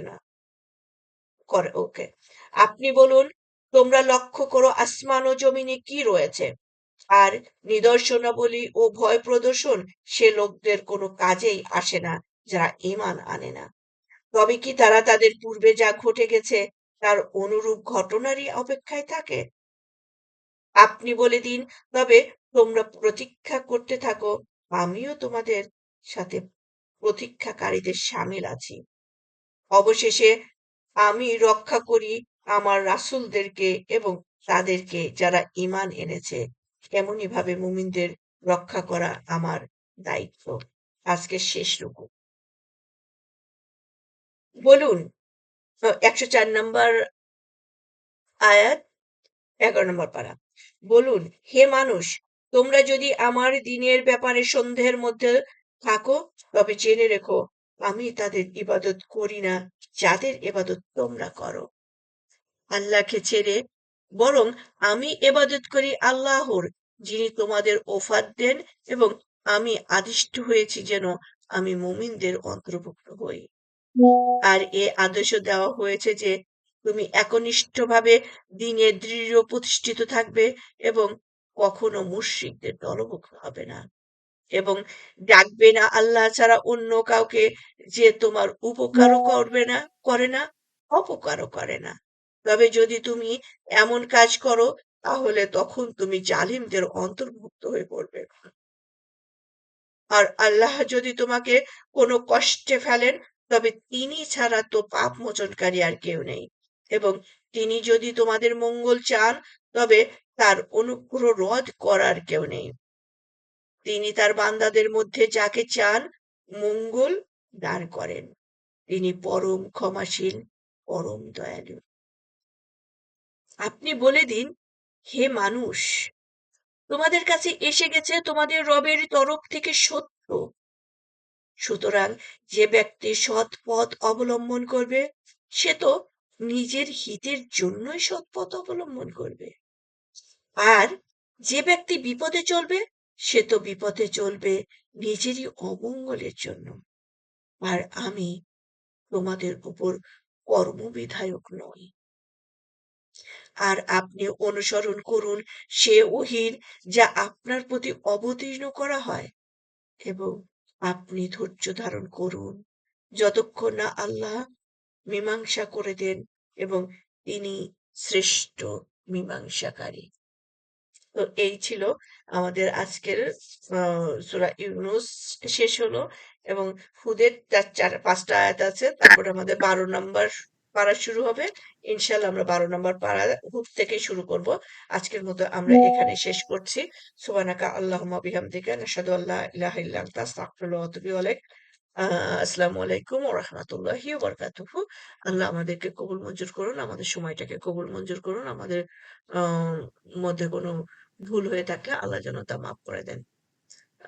সো এখন আপনারা